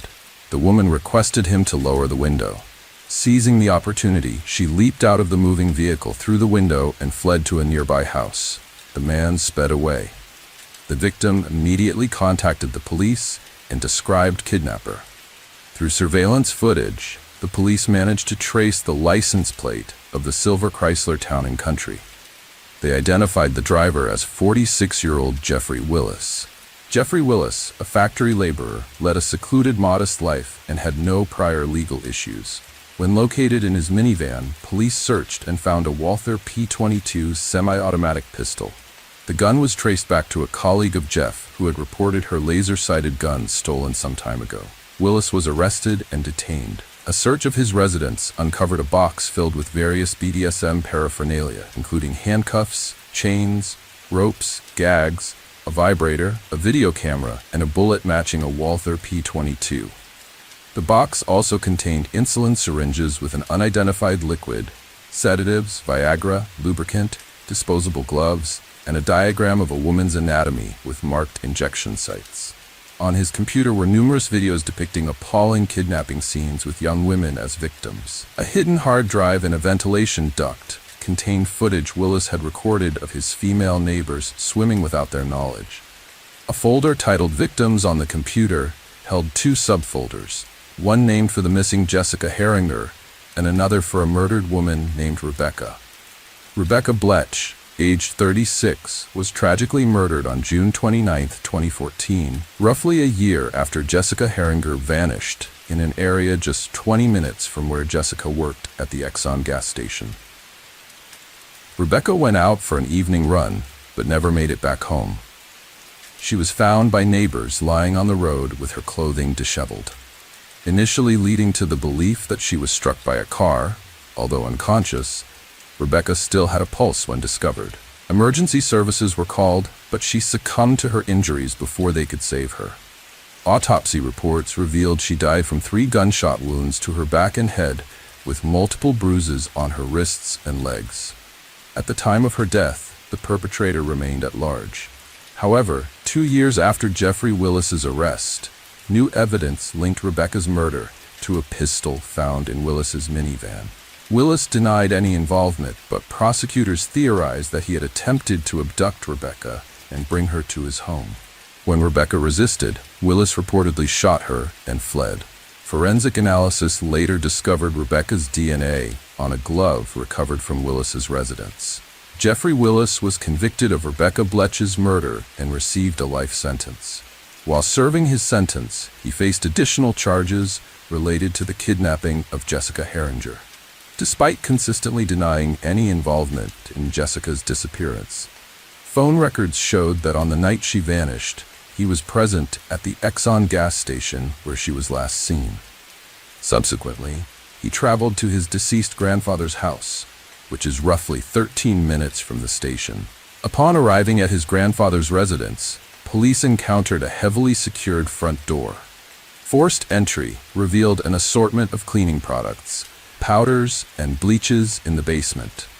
The manufacturing dates on these items aligned with early 2013, matching the time frame of Jessica's disappearance. Colleagues recalled that Jeffrey Willis was notably absent on April 27, 2013, the day following Jessica Herringer's disappearance. When he returned to work a few days later, he had conspicuous deep scratches on his face and hands, raising further suspicions among those who knew him. A woman who visited the gas station on April 25th, the day before Jessica's disappearance, later contacted police. She arrived late in the evening and expressed concern about being there alone at such an hour to Jessica herself. Jessica nodded in acknowledgement, appearing anxious and somewhat scared. At that moment, an unknown man inside the station reassured the visitor by saying, "Don't worry, she has customers who look after her." He left the premises. The concerned visitor, still worried about Jessica's safety, stayed in her car outside until Jessica finished her shift and headed home. Tragically, Jessica disappeared the following day in 2016. The witness from the gas station positively identified Jeffrey Willis, recalling seeing him there.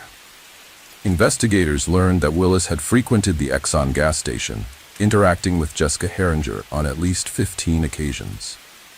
Concurrently, 48-year-old Kevin Bloom, Willis's cousin and a prison guard, was taken into custody. Kevin's inconsistent statements during interrogation eventually led to a confession. He disclosed information about Rebecca Bletch's death that hadn't been publicly known.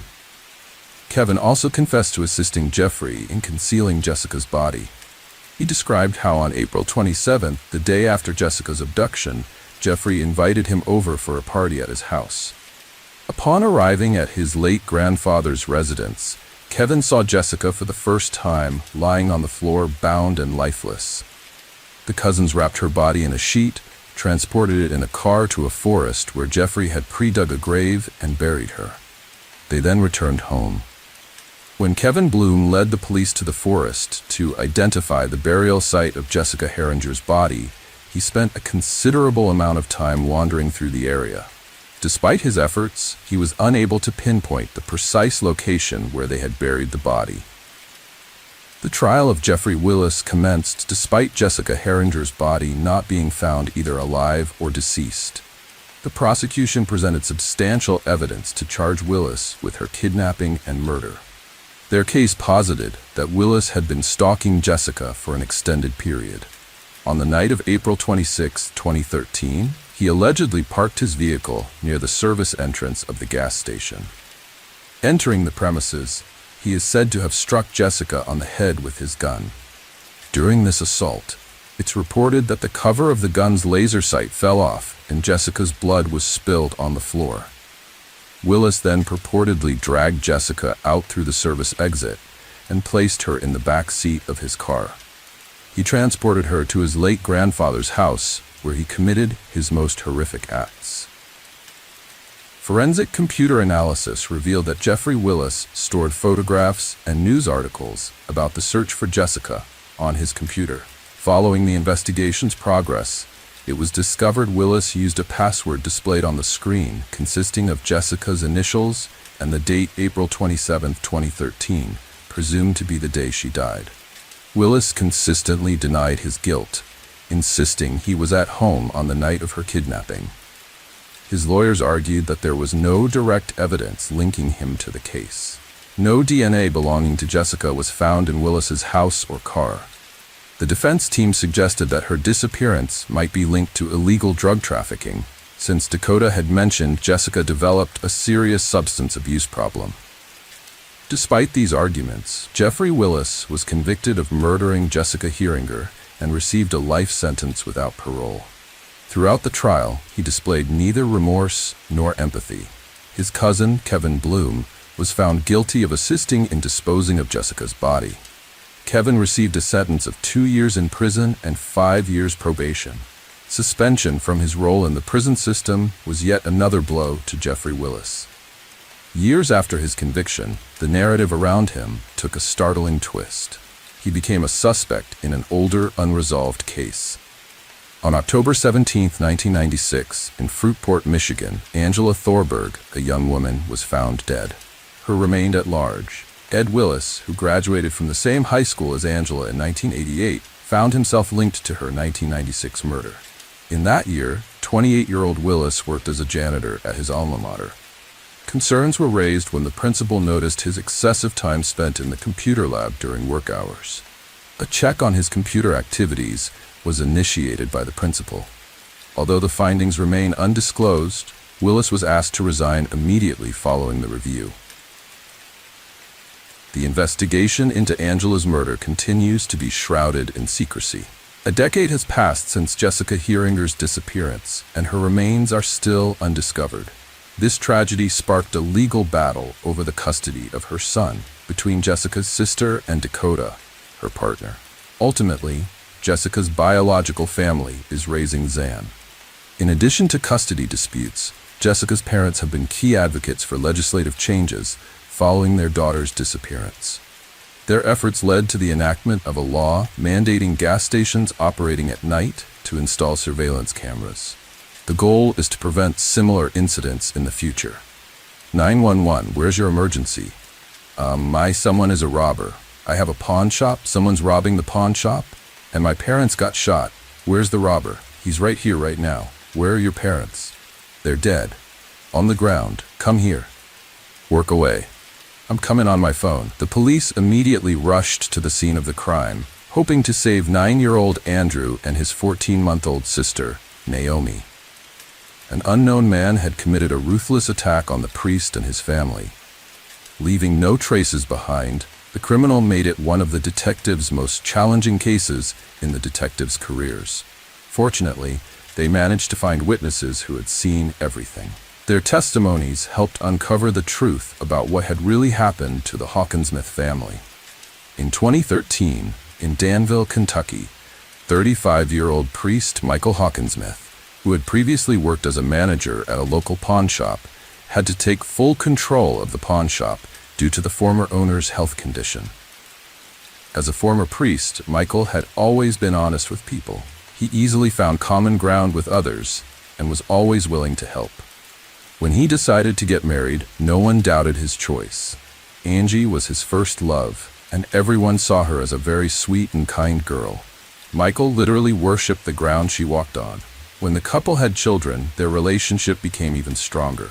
Together, they were a very happy family. As the Hawkinsmith family expanded, so did their business. The pawn shop, ABC Gold, Games and More, became a successful family venture, attracting regular customers like broker Dan Smith, with whom they often conducted business on Fridays. Life seemed perfect for the Hawkinsmiths until one day in 2013, when an unknown man decided to disrupt their peaceful existence. The robber, does he have a gun? Yes, he shot my pants. Okay, can he see you? I'm in the back. Like, you're in the back? So the robber's out front of the store? Yes, but I don't know if he's here or not. But come quickly. Where are your parents? On the ground. Come here. Work away. Because I'm afraid. 6 minutes after the phone call, police officers arrived at the scene of the crime. When they entered the building, their attention was immediately drawn to a large bloody trail which led them to Michael Hawkinsmith. Moments later, they found his 38-year-old wife, Angie, and on the other side of the counter, they discovered the third victim of the crime, 60-year-old broker Dan Smith. All three victims had gunshot wounds to the head and torso. A few minutes later, officers found Andrew Hawkinsmith and his little sister, Naomi, hiding in a closet. The officers' accounts indicated the unimaginable horror these young children had endured. Suddenly, the 9-year-old boy and his 14-month-old sister were left orphaned, having lost both parents. Upon examining the crime scene, police found 14 spent .22 caliber shell casings and 3 intact bullets, along with a briefcase that belonged to Dan Smith. The victim's personal belongings and all the cash in the register were left untouched, suggesting that robbery was not the motive for the crime. Unfortunately, there were no surveillance cameras in the pawn shop, posing a significant obstacle to the investigation. The police had no choice but to rely on finding potential witnesses to the crime. An employee of the nearby Rainbow Cleaners was able to describe a car that had parked near the building that morning. It was a silver minivan, driven by a large man with a thick beard. While one group of investigators searched the surrounding area, another informed the closest relatives about the tragedy that had befallen their loved ones. Michael's parents found it difficult to accept the circumstances that someone in their right mind could wish harm to their children. Nevertheless, they tried to find any positive aspect in the situation, and the fact that their grandchildren had survived could not but rejoice them. If they hadn't been for Andrew, and they only... oh, I think that was swell. Soon, the tragic news reached the daughter of the third victim, Dan Smith. He was involved in buying precious metals and skillfully adapted to the specifics of his work, easily finding common ground with different people. His business involved handling large sums of cash, sometimes exceeding hundreds of thousands of dollars. This led the police to consider the theory that Dan Smith himself could have been the primary target of the criminal. Tracking the man's movements revealed that before he arrived at the ABC Gold, Games and More pawn shop, he had visited Lawson's jewelry store in Harrodsburg, located 10 miles northeast of Danville. In the jewelry store, investigators found a surveillance camera positioned on the far wall to capture every visitor entering and exiting the store. They hoped that the recording would help them determine if anyone had been following Dan Smith.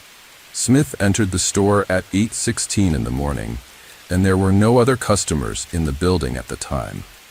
He was carrying the same briefcase that was later found at the ABC Gold, Games, and More pawn shop. After greeting the woman behind the counter with a smile headed to the back of the store, sometime later, Dan Smith reappeared on the footage coming out from the back of the store, saying something to an elderly woman who had just entered and then immediately leaving. It was a typical day in the life of the jewelry store. The external camera recording showed nothing suspicious. The police were left to helplessly monitor the man who had no idea he would soon be at the center of a tragic event. Meanwhile, 9-year-old Andrew Hawkins Smith was taken to the police station to give his testimony. Andrew described how he had been at the pawn shop with his parents when Dan Smith arrived carrying a bag full of money. While his father and Dan were talking, the stranger entered and immediately demanded the bag. According to the boy, Dan Smith immediately handed over his briefcase, after which the stranger shot him. My father asked him to stop, but he also shot him with a pistol similar to the one I play with, Andrew said. Meanwhile, the mother instructed Andrew to take Naomi to the back of the store and hide in the closet. Andrew took his little sister and hid. It was then that the criminal aimed the gun at Angie. I don't know who he is and why he did it, but it seems to me that the reason was money. The 9-year-old boy concluded. He described the stranger as a very tall man with a blonde beard that looked fake, matching the description provided by a witness from Rainbow Cleaners. To follow all possible leads, the police's next step was to thoroughly examine the business run by the Hawkins Smith family. It turned out that the ABC Gold, Games and More pawn shop had another owner, Steve Devine. While he usually attended Friday deals with Dan Smith, he was absent on the tragic morning of September 20th. This information raised concerns, making determining his whereabouts a top priority. Steve Devine explained that he had developed an allergy that morning and was forced to cancel all his appointments, a story confirmed by his wife. The alibi and the fact that Steve Devine did not own a silver minivan helped to rule him out as a suspect. He also explained why there were no surveillance cameras in the pawn shop. According to him, the security system had been removed by the previous owner, Kenneth Allen Keith, and the new owners had not yet installed a replacement. 48-year-old Keith, like his deceased friend Michael Hawkins Smith, was a priest. Pastor Keith sold the pawn shop when he was diagnosed with brain cancer, but he remained the owner of another similar establishment, Gold Rush Buyers in Pulaski County, neighboring Danville's Boyle County. Michael's family revealed that he prayed for his friend every evening, hoping for his recovery. Their friendship, which began when Michael worked at a youth church camp, had lasted for 15 years. The Hawkins Smith family always held Pastor Keith in high regard, and for their son Andrew, he was like a beloved uncle. With no significant leads, investigators decided to try their luck in finding possible street surveillance systems near the ABC, Gold, Games and More pawn shop. They found a camera on the office building of the real estate office, Danville Rentals. The surveillance footage captured a silver minivan at 8:45 in the morning, but the image was too blurry to identify the license plate or the make of the vehicle. Once again, the police had to rely on the witness's testimony from Rainbow Cleaners, which described the car as an old model with a distinctive square body shape. The car in the video clearly showed a square rear bumper that matched this description. The color, type, and shape of the car all indicated that the police had found the criminal's vehicle. They continued to search for surveillance systems farther and farther from the pawn shop. At 8:17 in the morning, the camera at the local Ephraim McDowell Hospital captured the same vehicle. And finally, investigators were able to determine that it was a silver Dodge minivan. Michael and Angela's family organized a candlelight vigil in their memory. Hundreds of compassionate people attended that evening, demonstrating the depth of love for their lost ones. Similarly, like the Hawkins Smith family, Dan Smith's close relatives were outraged that the whims of another had led to the loss of their loved one. Despite their grief, they chose not to let anger overshadow their other emotions and joined in the funeral proceedings. Meanwhile, the Danville Police Department appealed to the public for any information about the criminal or his vehicle. Immediately after this, on September 24th, the police received a call from Tracy Harold, a pastor in Warren, Michigan. He claimed to be a friend of Kenneth Keith. and mentioned that during their last conversation, they touched on the topic of the murder in Danville. And at that moment, Mr. Keith seemed to change. Pastor Kenneth Allen informed his friend that on that particular day, he was driving to Danville for medicine for his wife. He also expressed a sense of guilt for what happened, as he had given Michael Hawkins Smith the opportunity to become the owner of his former business.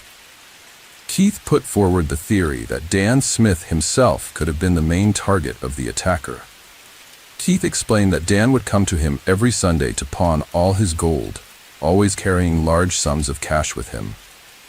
Keith speculated that someone might have tracked Dan's route and ultimately targeted him, but there was more to the story. As it turned out, the pastor's relationship with the Hawkins Smith family was not as everyone had believed. McLean, you and me brothers, they were crooked people. They went into it with the whole point from day one to take over that business for me. These words raised suspicions, leading to Pastor Keith being added to the list of suspects. To verify his alibi, investigators decided to review the surveillance footage from the Good Neighbor Pharmacy, where, according to the pastor, he bought medicine for his wife. At 9:24 in the morning, a man entered the pharmacy, indeed Pastor Kenneth Allen Keith, but he looked nothing like the man who had committed the triple attack just minutes earlier. He was not wearing a green jacket or a beard, which were distinctive features of the assailant. However, this did not rule out his involvement in the attack. There was a 7-minute gap between Andrew Hawkins Smith's call to the police and the pastor's arrival at the pharmacy. The police decided to check if it was possible to travel from the crime scene to the Good Neighbor Pharmacy in such a short time. They found that the trip took about 5 minutes in total, so it was plausible to commit the murders, quickly get into a car, and reach the pharmacy to establish a solid alibi.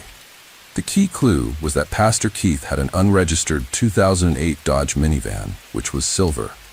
However, all the evidence found was circumstantial, and it was not enough for an arrest. So, investigators turned to Tracy Harold to participate in a series of fake phone calls aimed at the suspect. Luckily, Tracy agreed. During these calls, Pastor Keith finally revealed his true feelings towards the Hawkins Smith family. When somebody's been murdered in such a heinous way as what this was, you want to make them, out of these things. I understand that.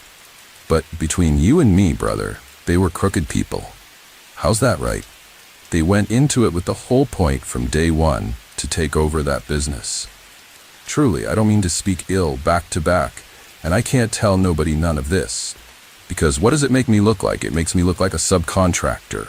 And then, what everyone had been waiting for happened. Keith began discussing details of the case that had not been made public. I was used to saying that I was at the party. I was at the party, and I was at the party.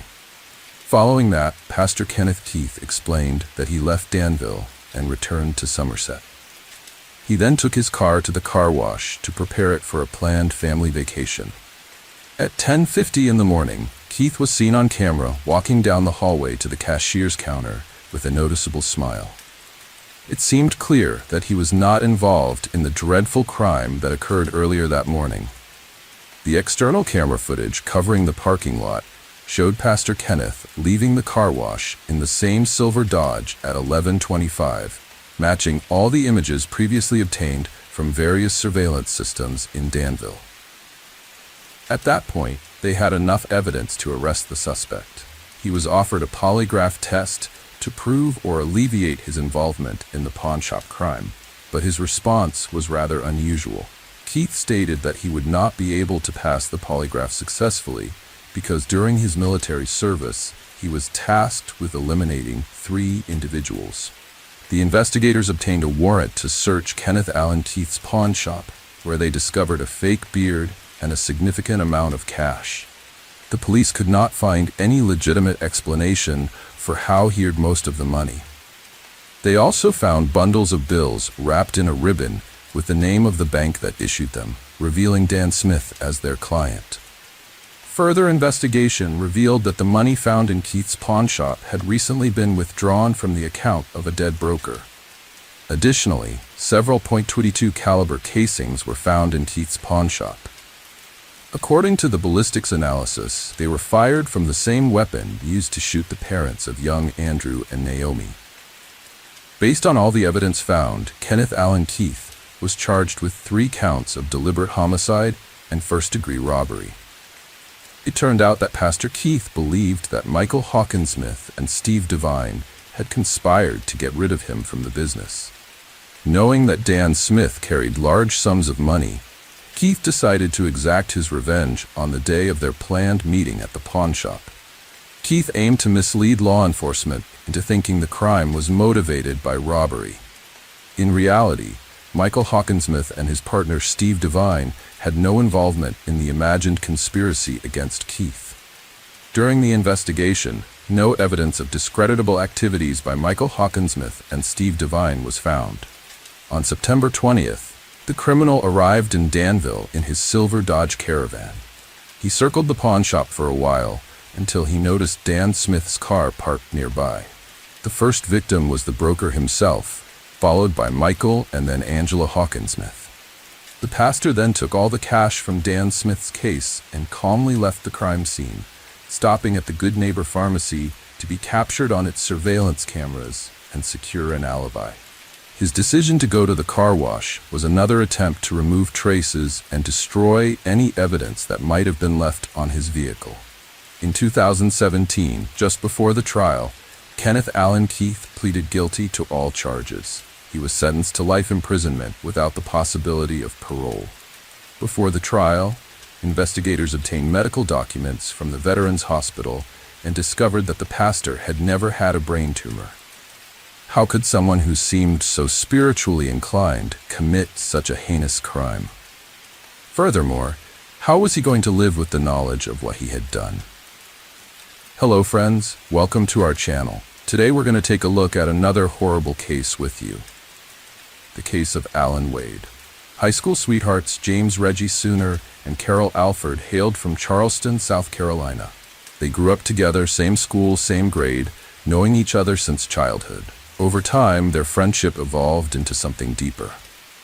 By 1959, at 15 years old, they were dating. Friends often remarked on how harmonious and beautiful James and Carol seemed together.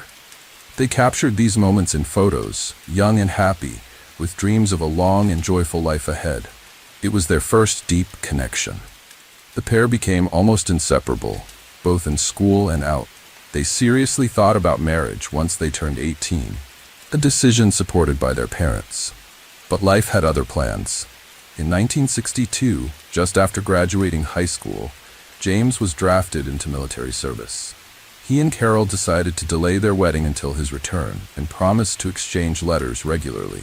Time moved on, and separation became lengthy. By mid-60s, James found himself deployed to Vietnam, a hotspot, and all contact was lost thereafter. Carol had no word if her beloved was even alive. Carol faced significant challenges in her life, starting when he stopped writing to her.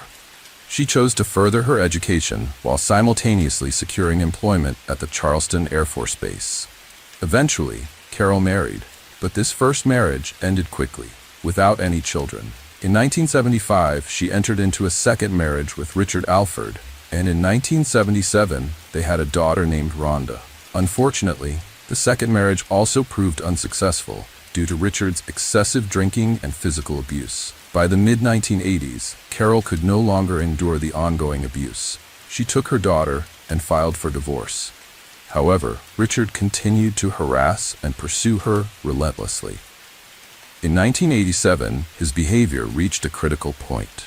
Richard purchased a handgun, consumed a large amount of alcohol, and went to confront Carol. On that fateful day, Richard rang Carol's doorbell. She unsuspectingly opened the door while Rhonda was in the room behind her. Despite his daughter's presence, Richard drew his gun and shot Carol multiple times in front of Rhonda. He then left the scene, drove to a deserted area, and committed suicide by shooting himself. Carol was fortunate to survive due to neighbors hearing the gunshots and Rhonda's desperate cries for help. They promptly called for an ambulance and alerted the police. Carol was in critical condition after losing significant blood. She underwent numerous complex surgeries and blood transfusions over several days before beginning her recovery. Although she gradually regained strength, she became permanently blind in her right eye and disabled for life. Toward the late 1990s, Carol's health deteriorated seriously once more. She experienced severe weight loss along with persistent pain and weakness, which prompted a thorough medical examination at the hospital. Despite enduring these substantial physical and emotional hardships throughout her life, Carol's resilience shone through as she navigated each challenge thrown her way. In 1987, Carol received a distressing diagnosis of liver cancer. During her treatment, she was inadvertently infected with the hepatitis C virus, which went undetected and untreated. The virus silently damaged her liver over the years, ultimately leading to cancer. However, due to appropriate treatment and supportive therapy, Carol's condition was stabilized. She was required to take her prescribed medications daily for the rest of her life and undergo regular medical checkups to make necessary adjustments to her treatment plan. Carol faced additional challenges after losing her job at the Air Force Base due to severe gunshot wounds. With the added burden of cancer, she was no longer able to perform physically demanding tasks or remain on her feet for extended periods. Consequently, she took a position as a call center operator for a cable TV company in Charleston, her hometown. On the other hand, James experienced his own set of hardships in Vietnam. He was severely wounded during the war and almost lost his leg, requiring a prolonged hospital stay. His name was mistakenly included in lists of the deceased, leading even his relatives to believe he had died. Fortunately, he survived and eventually returned home years later. By that time, he had lost contact with Carol. She had moved residences, married, and believed that James had perished in the conflict. Although James later married, severe injuries from the war led to diabetes and several chronic conditions, which prevented him from becoming a father. His marriage ended after a few years, leaving him living alone since then. He found employment as a laborer on the local railroad, but expected no further pleasant surprises from life. In fall 2000, while Carol was performing her duties at the call center, answering phones and providing customer advice, she encountered another caller whose voice sounded unnervingly familiar. This voice elicited an emotional response within her that she could not ignore. Carol immediately recognized her first high school love, but she was hesitant to act on it because she believed James was dead. She answered all the customers' questions and then suddenly turned to him, saying his full name. Silence hung in the air for a moment. The man timidly asked how she knew his name. Carol began to cry and responded that she was the girl he had dated in high school, the girl he once wanted to marry. For the next few, they both cried into the phone, unable to find words. They soon discovered that they still lived in their hometown and agreed to meet the next evening.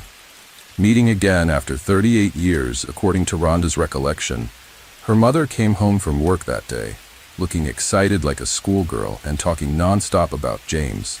The next day, Carol prepared diligently for the date, trying on dresses, doing her hair and makeup.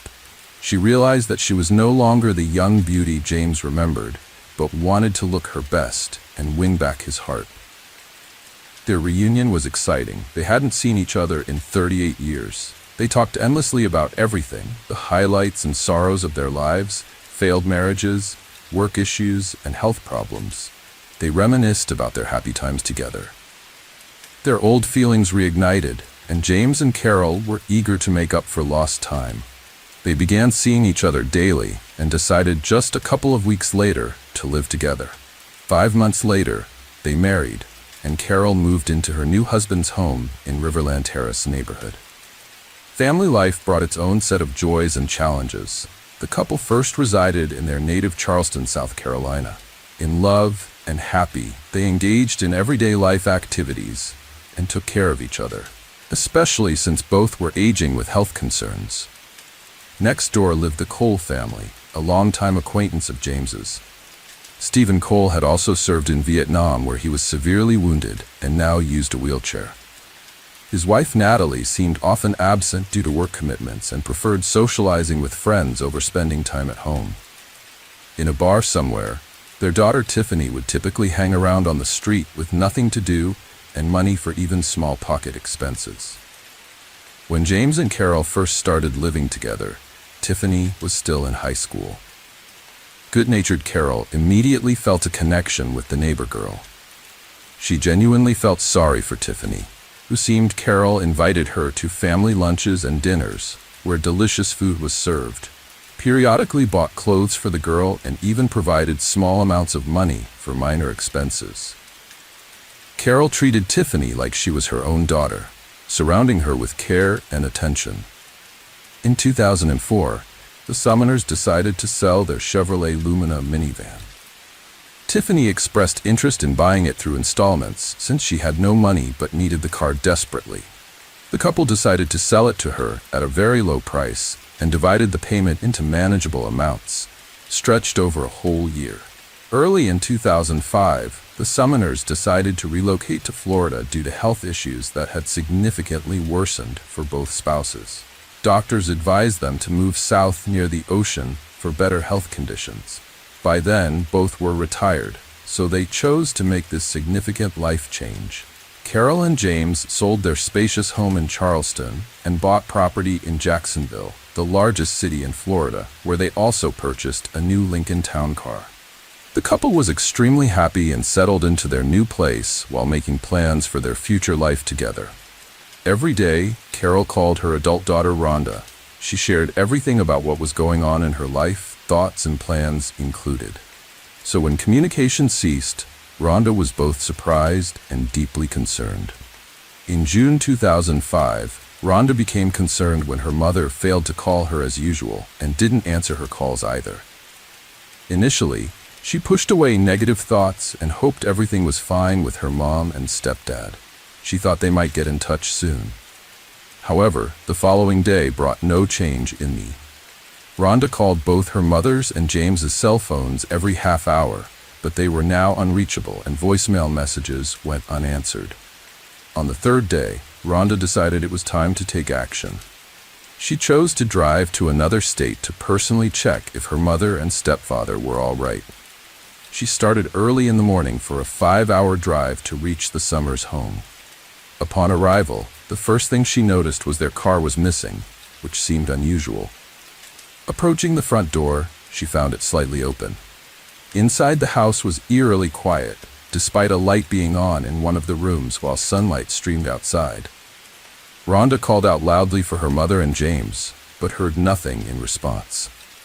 Entering the kitchen next, she saw a table set for two, with food that appeared untouched for at least 3 days.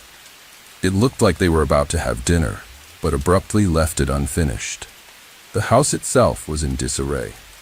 Things were scattered around randomly, and some doors and cupboards were open as if someone had frantically searched through them. Rhonda's concern grew when she spotted crucial medications on a bedside table in their bedroom. Her mother's cancer pills, taken 3 times daily, and James's insulin, administered hourly, remained there untouched along with completely dead phones. Given these observations, medications left behind, and no cell phone usage, it became clear that her mother and stepfather couldn't have gone far or been away for long without these essentials. Understanding the gravity of the situation, Rhonda immediately contacted the police to report their disappearance under what seemed like strange circumstances. The couple's vehicle was promptly included on the wanted list. All bank cards belonging to Carol and James were blocked the same day. The initial days of the search yielded no significant results. It was impossible to locate either the Summoners themselves or any witnesses. However, on June 12th, several events transpired simultaneously, enabling the police to pick up the trail of the criminals. Firstly, a man phoned one of the banks, identified himself as Mr. James Sooner, and complained about his card being blocked, making it impossible for him to withdraw cash. Upon verifying the card information, the bank employee immediately suspected something amiss. The employee suggested that Mr. Sooner personally visit the nearest bank branch to resolve the issue, but the man abruptly hung up. A few minutes later, from the same number yet directed at another bank, a woman identifying herself as Mrs. Carol Sooner called and reported a similar problem with her card being blocked. When she was asked to visit the bank in person, she categorically refused, citing health reasons and emphasizing her immediate need for access to her funds. Naturally, this request was denied. The information regarding these calls and recordings of them were immediately handed over to law enforcement. The same day at the station, these recordings were played for Rhonda, who confidently stated that neither voice belonged to her mother or stepfather. This was evident from the outset, as both individuals were in their 60s, while the voices sounded much younger. Police promptly hypothesized that these imposters were directly connected to the disappearance of the summoners. They suspected that either these individuals had kidnapped Carol and James and were holding them somewhere against their will, or had possibly killed them after coercing information about their bank accounts and cards. A few days later, the missing couple's car was discovered abandoned on a deserted road in a wooded area. There were no traces of blood or signs of struggle in the cabin. Experts found hair and sweat marks in the trunk, which belonged to both spouses. It became evident that the owners had been taken away in the trunk of their own car, and prospects of finding them alive were grim. Upon examining the couple's bank transactions, it was revealed that money had been withdrawn from their cards several times after they ceased contacting their daughter. Reviewing the ATM surveillance footage showed that a young man, who couldn't be identified immediately, made the withdrawals. Additionally, a request was made to trace all calls from the number used by the imposters to contact the bank. The SIM card itself was purchased with prepaid time shortly before the disappearance of the couple. Attempts to establish the buyer's identity failed. However, it was discovered that on June 6th, a call was made from this number to a car rental company. It turned out that a guest at one of the hotels rented a Mazda RX-8 under the name Tiffany Cole. This same car was subsequently driven by an unidentified young man who withdrew money from ATMs using cards belonging to the missing individuals. He withdrew $1,000 from one card and nearly $3,000 from another. Thanks to built-in location trackers in rental cars, investigators determined that this Mazda RX-8 had parked at a hotel in Charleston. A capture team was promptly dispatched and forcefully entered the room where these individuals were staying. The room was strewn with packages and receipts from various stores, including clothes, gadgets, video games, cosmetics, perfumes, and expensive alcohol. Inside were three individuals: 23-year-old Tiffany Cole, her 24-year-old boyfriend Michael Jackson, and 19-year-old Alan Lindell Wade. The young men appeared surprised and confused as police placed handcuffs on their wrists. All three individuals were taken to the police station and placed in separate rooms for questioning. Initially, they pretended not to understand the accusations against them or simply remained silent. A search of their room uncovered several items belonging to the summoners, including their bank cards, a laptop, some of Carol's jewelry, James's expensive coin collection, keys to their Lincoln Town car, and pawnshop receipts in the name of Cole. It was discovered that part of the stolen jewelry had been pawned by Tiffany and the money spent with friends. After several hours of interrogation, and upon being presented with irrefutable evidence found in the hotel room, Tiffany was the first to speak. She sobbed as she revealed that she and her friends had robbed the elderly couple, but insisted they did nothing further to them. They then fled and started spending other people's money. Tiffany also admitted that there was another accomplice, a 19-year-old named Bruce Kent Nixon, who was paid $300 for his help. They never saw him again after that. Indeed, Bruce had agreed to participate in the crime for a promised payment. Afterward, he spent all the money on illegal substances.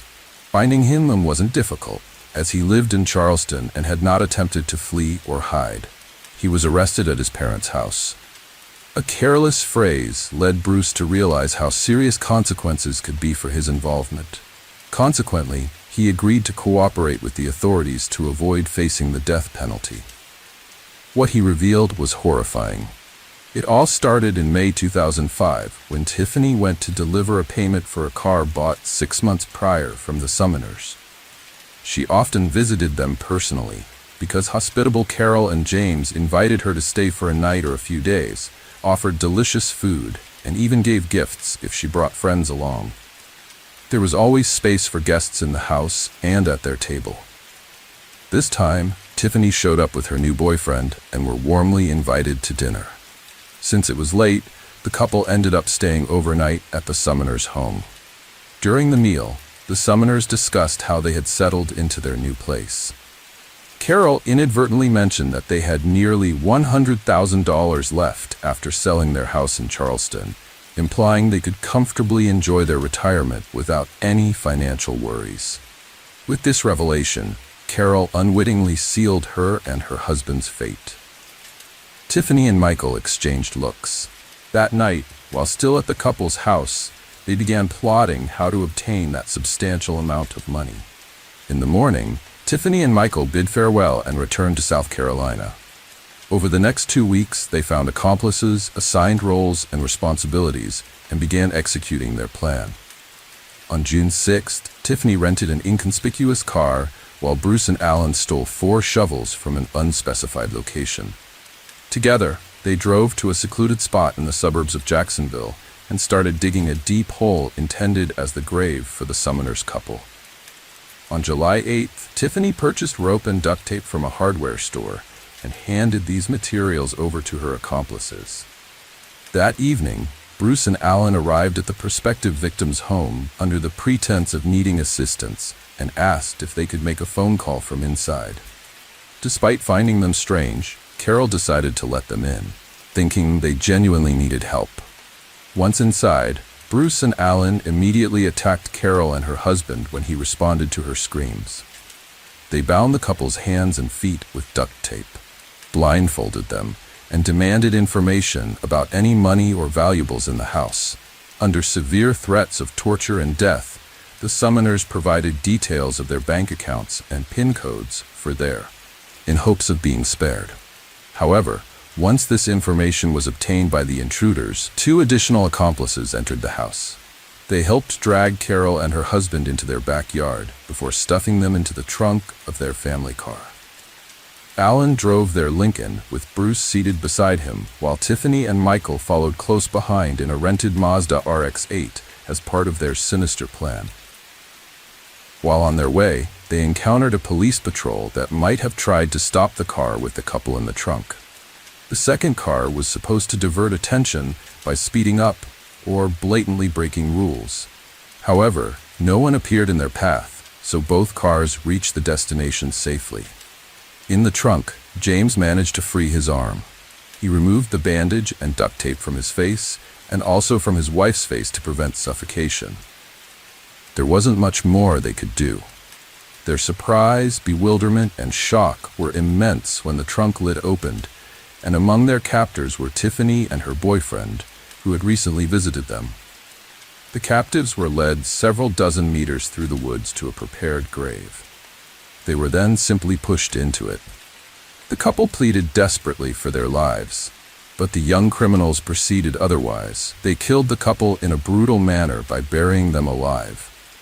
According to Bruce, it took about an hour for them to cover the bound elderly people with earth, while they cried, confessed their love for each other, and said goodbye. An examination later showed that the spouses died of suffocation. Pieces of soil in which they were buried were found in their mouths, respiratory tracts, and even stomachs. After completing this gruesome act, the outlaws abandoned the Lincoln in the woods and returned to town in a rented car. They went to the Sumer house where they took valuable items and then returned to South Carolina to start spending their loot. However, after 2 days, all stolen cards were blocked. 4 days later, all participants in the crime were taken into custody. Bruce Nixon was the only one who fully admitted his guilt from the beginning and agreed to cooperate with investigators, hoping for leniency. He revealed where the spouses were buried and detailed everything that happened on that awful night. Tiffany claimed that her boyfriend Michael had lost his mind and initiated the crime. When he heard about the substantial amount of money retained by the Summoners after the sale of the house, her lawyer argued that the girl was an accomplice and not directly involved in the murder herself. Jackson and Lindell opted to stay silent, but the collected evidence compellingly. The jury didn't think Tiffany Cole's innocence, since she participated in creating the criminal plan, rented a car, and devised a diversionary tactic if they were chased by police. She even helped dig a grave for the spouses. Furthermore, she pawned stolen items and joyfully spent money, as evidenced by numerous photos of her in purchased clothes and in a limousine rented to celebrate their illicit success. As a result, Bruce Nixon was sentenced to life imprisonment without parole. Jackson, Tiffany, and Lindell received the death penalty. Despite filing multiple appeals and grievances, all were denied, leaving the sentence unchanged. However, in 2023, 18 years after their heinous crime, that very same death sentence had yet to be carried out. Hello friends, welcome to our channel. Today we're going to take a look at another horrible case with you, the case of Jassi and Mithu. In 1994, in the month of December, in the city of Jagran, in the Ludhiana district of Punjab, a boy named Sukhinder Singh Sidhu, his nickname was Mithu, after playing a kabaddi match, was standing at a rickshaw stand, waiting for a rickshaw to go back to his village. He had some friends with him who had come to support him during the match and to boost his morale. During that time in Punjab, there were some rickshaws like the ones you're seeing on your screen now. Kabaddi is a sport played between two teams in Punjab, where each player demonstrates their strength and smartness. Since Mithu was the #1 kabaddi player in his village, he was quite attractive and powerful. The rickshaw hadn't arrived at the stand yet, so Mithu and his friends were joking around. Suddenly, they noticed 3 women walking towards the rickshaw stand from the opposite road. As these 3 women approached, Mithu and his friends noticed that 2 of them were older, while the third one accompanying them was a very beautiful young girl. When the rickshaw arrived at the stand, all passengers got in and the beautiful girl sat on the back seat while Mithu stood behind the rickshaw. During this journey, Mithu noticed that the girl kept looking at him repeatedly, and his friends also noticed this. However, Mithu couldn't talk to the girl, and as soon as she arrived in her village, she got off the rickshaw with her family. Once again, she looked towards Mithu, and for the first time, their eyes met. Besides, she smiled when she looked at Mithu, and in response, Mithu also smiled. Then, both of them went their separate ways. When Mithu started doing some other work after reaching home, he heard a girl's voice screaming, "Please help, I need help." As soon as Mithu stepped out of the house, he saw that it was the same girl he had seen in the morning in the rickshaw, and she smiled at her while she was leaving. After that, Mithu went to the girl, who had come on a scooter with her friend from her home. Here, Mithu first greeted the girl with a hi, and then tried to start the scooter, but deliberately didn't start it. Then Mithu asked the girl her name, and also told her his name. Actually, the girl's name was Jaswinder Kaur, but her nickname was Jassi. After that, Mithu said to the girl, "I want to talk to you." Hearing this, Jassi got confused because she didn't understand Mithu's words, so her friend who came with her translated Mithu's words into English for Jassi. Then, the girl also said something in English, but Mithu didn't understand English, so Jassi's friend became a translator, and then both went to their respective homes. But from that day on, these two meet regularly. Gradually, Mithu also realizes that Jassi's maternal grandparents' house is the wealthiest home in her neighboring village. Besides, Jassi's maternal home and Mithu's small 2-room house were on the border of 2 villages, meaning Mithu's house was right behind Jassi's maternal grandparents' house, and Mithu knows this fact. After this idea, Jassi and Mithu eloped on March 15, 1999, avoiding the scrutiny of their families, and got married in a Gurudwara, which is a place of worship for Sikhs. After the marriage, Jassi returns home as if everything is normal and no one suspects anything. However, the relationship that Jassi's family had been considering for her breaks down for some reason. After staying in Punjab for 2 months and marrying Mithu, Jassi leaves for Canada with her family, but before leaving, she promises Mithu that she will come back soon. After going to Canada, Jassi and Mithu start talking to each other on the phone again, and by now, Mithu's house also had a telephone line installed. Months passed by in this way, but at the beginning of 2000, Some relatives of Jassi who were in India come to know about Mithu and Jassi's marriage, and they immediately inform Jassi's parents in Canada. After this, their love story takes a sharp turn. From this point, Mithu's parents start pressuring him, while on the other hand, Jassi's mother and uncle begin pressuring her to break the marriage. However, neither Mithu agrees to it, nor does Jassi consent to breaking the marriage. Although Mithu is tempted by money and Jassi is tempted by expensive things, cars, and the lure of a luxurious lifestyle, neither of them is willing to break the marriage. One day, Jassi's mother brought documents for Jassi to sign so that Mithu could come to Canada. Jassi signed them all, unaware that the documents claimed Mithu had forced her into marriage and assaulted her. Later, Jassi came to Canada with her family. In reality, after Jassi signs this document, her family members send it to the India Punjab police, and based on it, an FIR First Information Report is registered against Mithu for abduction, forced marriage, illegal weapons possession, etc. And he is also arrested. After the arrest, Mithu is brutally beaten in jail and stays there for several months.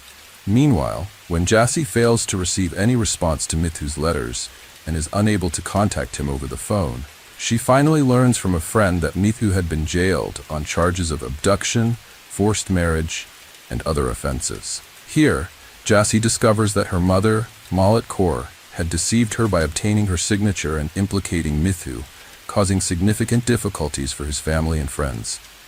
Furthermore, the Punjab police have arrested Mithu's family members from his home and imprisoned them as well. Then, a few days later, Mithu talks to Jassi, where he says to her, "If you wanted to divorce Jassi, you could have just asked me. We got married with your consent, so why did you falsely accuse me?" After this, Jassi tells Mithu the whole story of how her mother and uncle got her to sign on the wrong paper deceitfully. But now, in Canada, Jassi was kept confined in her own home by her mother and uncle. But then one day, Jassi gets an opportunity and successfully manages to come to India with the help of the Royal Canadian Mounted Police. Then, she comes to India and testifies in court that Mithu, his family, and his friends are all innocent. "I married Mithu of my own free will." After this statement, everyone, including Mithu, is released from jail. Then, Jassi stays in India for some time. This time, Jassi tells Mithu that she will never go back to Canada again. It is said that along with the police, Jassi's father and brother also helped her escape from home. Jassi had come to India and started living with her husband. But both of them also knew that Jassi's family members would not remain silent. That's why, as soon as Jassi arrives in India, Mithu takes her away from home and they start living and hiding. Mithu took Jassi to her hometown in June 2000, while they were living at their home. Meanwhile, on June 12th, Mithu's family had organized a party in their village for Mithu and Jassi's wedding. So, on June 8th, Jassi tells Mithu that she wants to go shopping. Initially, Mithu refuses because he knew there was still danger, so leaving the house wasn't right. But then, when Jassi sits at home upset, Mithu also feels maybe he did wrong. Jassi left her home in Canada to be with him, and he couldn't even take her shopping. After that, they both leave for the market in the afternoon. It takes them a bit longer to return home, so by the time they get back, it's already evening and the sun is set. Because of this, Mithu's family starts worrying about both of them. A while later, Mithu's family begins searching for them. However, during the search, they receive devastating news that shakes Mithu's family to the core. They find out that Mithu is in a very serious condition, admitted to the hospital, while there's no trace of Jassi. When Mithu's family members rush to the hospital, they find out that Mithu's condition is extremely serious and he is unconscious. Jassi is not there then. After several hours, when Mithu regains consciousness, he first inquires about Jassi. Only then do they inform Mithu about Jassi. A few days later, when Mithu recovers, he explains the reason behind his condition. Mithu says that after reaching the market, Jassi did a lot of shopping, and then they both also had coffee together. Later, as they started returning home from the market, their scooter stopped on its own 3 or 4 times. Twice, he sought help from a mechanic, and once he encountered his friend on the way. However, when the scooter started for the 3rd time, they noticed that they were being followed by two people on another scooter. However, after following the scooter riders for some time, they went ahead. But as soon as Mithu turned towards his village, he saw a car in front of him. At first, he saw from a distance that there was no one near the car. But as soon as he approached the car, suddenly 5 to 6 men came out and stood in front of the scooter. One of them even attacked them, which caused blood to start oozing from Jassie's head. After that, Mithu held Jassie and started fighting back against those thugs. But then one thug also attacked Mithu's head with a large rod from a nearby road. After that, Mithu became unconscious, and those thugs kept beating Mithu and finally, thinking he was dead, threw him into the nearby drain. A few hours later, late at night, some laborers passing by noticed Mithu lying there, and they picked him up and took him to the hospital. After learning this story, everyone sets out to find Jassie. This information is also given to the police, and now the police also begin to search for Jassie. After filing cases of assault and abduction against unknown criminals, the next day, on June 9th, Jassie is found, but she was not alive. In fact, Jassie had also been murdered and thrown into a canal, which was 45 kilometers away from her hometown. When Jassie's body is retrieved from there, it is discovered that someone had brutally strangled her to death. Additionally, Jassie's body bore dozens of deep wounds, indicating that she'd been tortured cruelly before dying. When Jassie's body is found, the Punjab police also contacts Jassie's family. However, Jassie's mother Malota and uncle Surjit Singh both deny recognizing the deceased as Jassie. But Mithu and his family, along with Jassie's father and brother, confirm that the body is indeed Jassie's. Now, the key question was who had inflicted such severe beating on Mithu, and who had brutally murdered Jassie. After Jassie's body was found, the charge of murder was added to the case, and the police embarked on the search for the criminals. During the search, the police managed to apprehend several major criminals in the vicinity based on suspicion.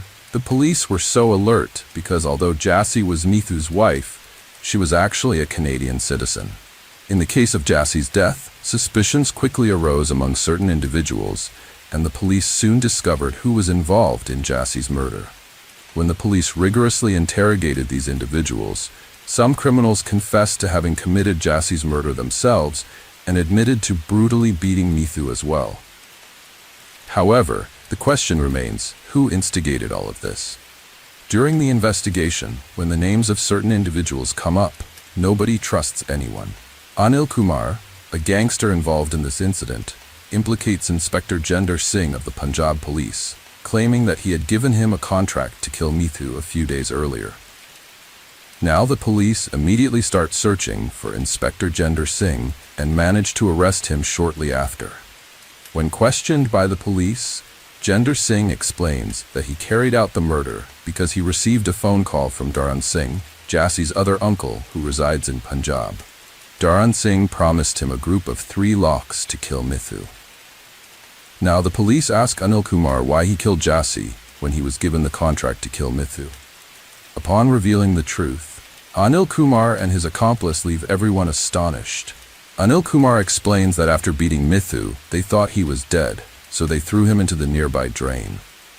Then, following Dharan Singh's orders, they took Jassie to an empty farmhouse. As soon as Jassie regains consciousness upon entering the farmhouse, she begins to search for Mithu. Upon inquiry, the roughs inform her that Mithu is dead. Now he starts talking to Jassie's mother, Malia, who tells him to wait for a moment and she will tell them what to do next. After this, Jassie's uncle and her mother have a conversation, and afterward, they called the roughs again and instruct them to beat up Jassie and threaten her, besides asking her to testify against Mithu and come back to Canada. Despite being beaten badly by the roughs, Jassie still refuses to return to Canada and testify against Mithu. After this, the roughs once again talk to Jassie's mother and tell her that Jassie is not willing to listen to them. After this, Jassie's mother tells the roughs that if Jassie doesn't listen to anything, they can kill her too. Initially, the roughs refused to do so because their deal was only to kill Mithu for 3 lakh rupees, but Jassie's uncle Surjit Singh says a separate 3 lakh rupees will be given to them for Jassie's murder. After that, the roughs brutally beat Jassy, attacking her body with swords, knives, and pieces of glass. Jassy is tortured badly, and finally, one of the roughs strangles her to death. Jassy dies, and her body is lifted and thrown into a distant canal. Following this revelation, 13 people, including Jassy's maternal uncle Darren Singh, who resides in India, are arrested in this murder case. They are charged with abduction and murder, among other offenses. Jassy's mother, Malik Kawa, and her uncle Sarjit Singh, who live in Canada, are also considered prime suspects. Now, since the victim and the accused had relations in Canada as well, the trial of this case begins in both India and Canada. During the trial in India, it is proven that when Jassy refused to leave for Canada without Mithu, Jassy's mother Malik Kawa and uncle Sarjit Singh planned that if Mithu is killed, Jassy will surely come back.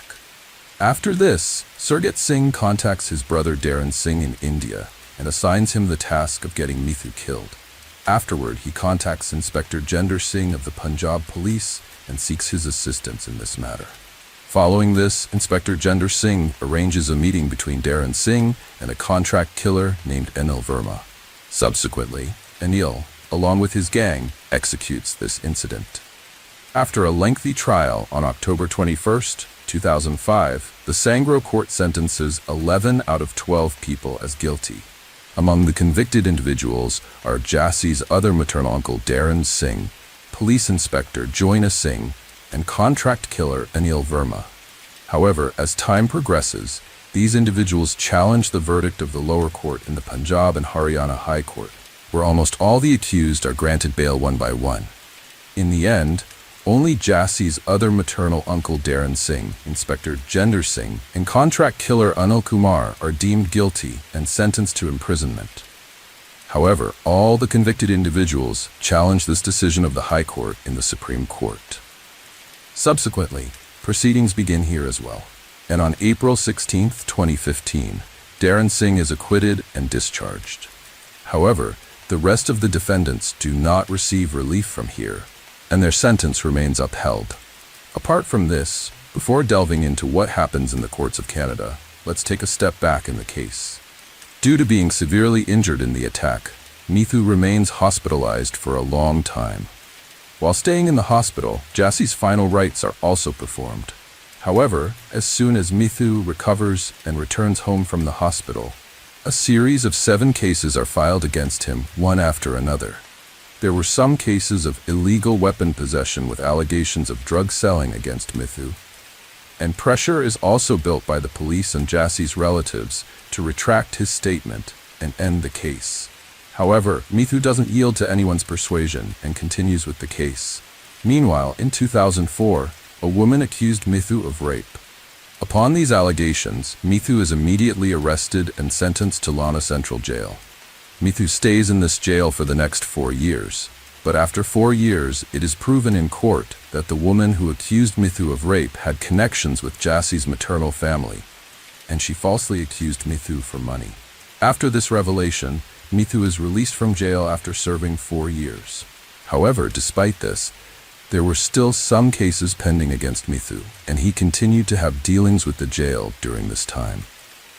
Besides Mithu, his brothers also faced different allegations, and behind these accusations was Jassy's uncle Sarjit Singh. When Mithu doesn't fear even fake cases and threats, around 2012, attempts are made to buy him off. In this case, Jassy's family offers Mithu 10 million rupees and a prime location of 14 acres of land to change their statement. However, Mithu remains steadfast and continues the fight for justice.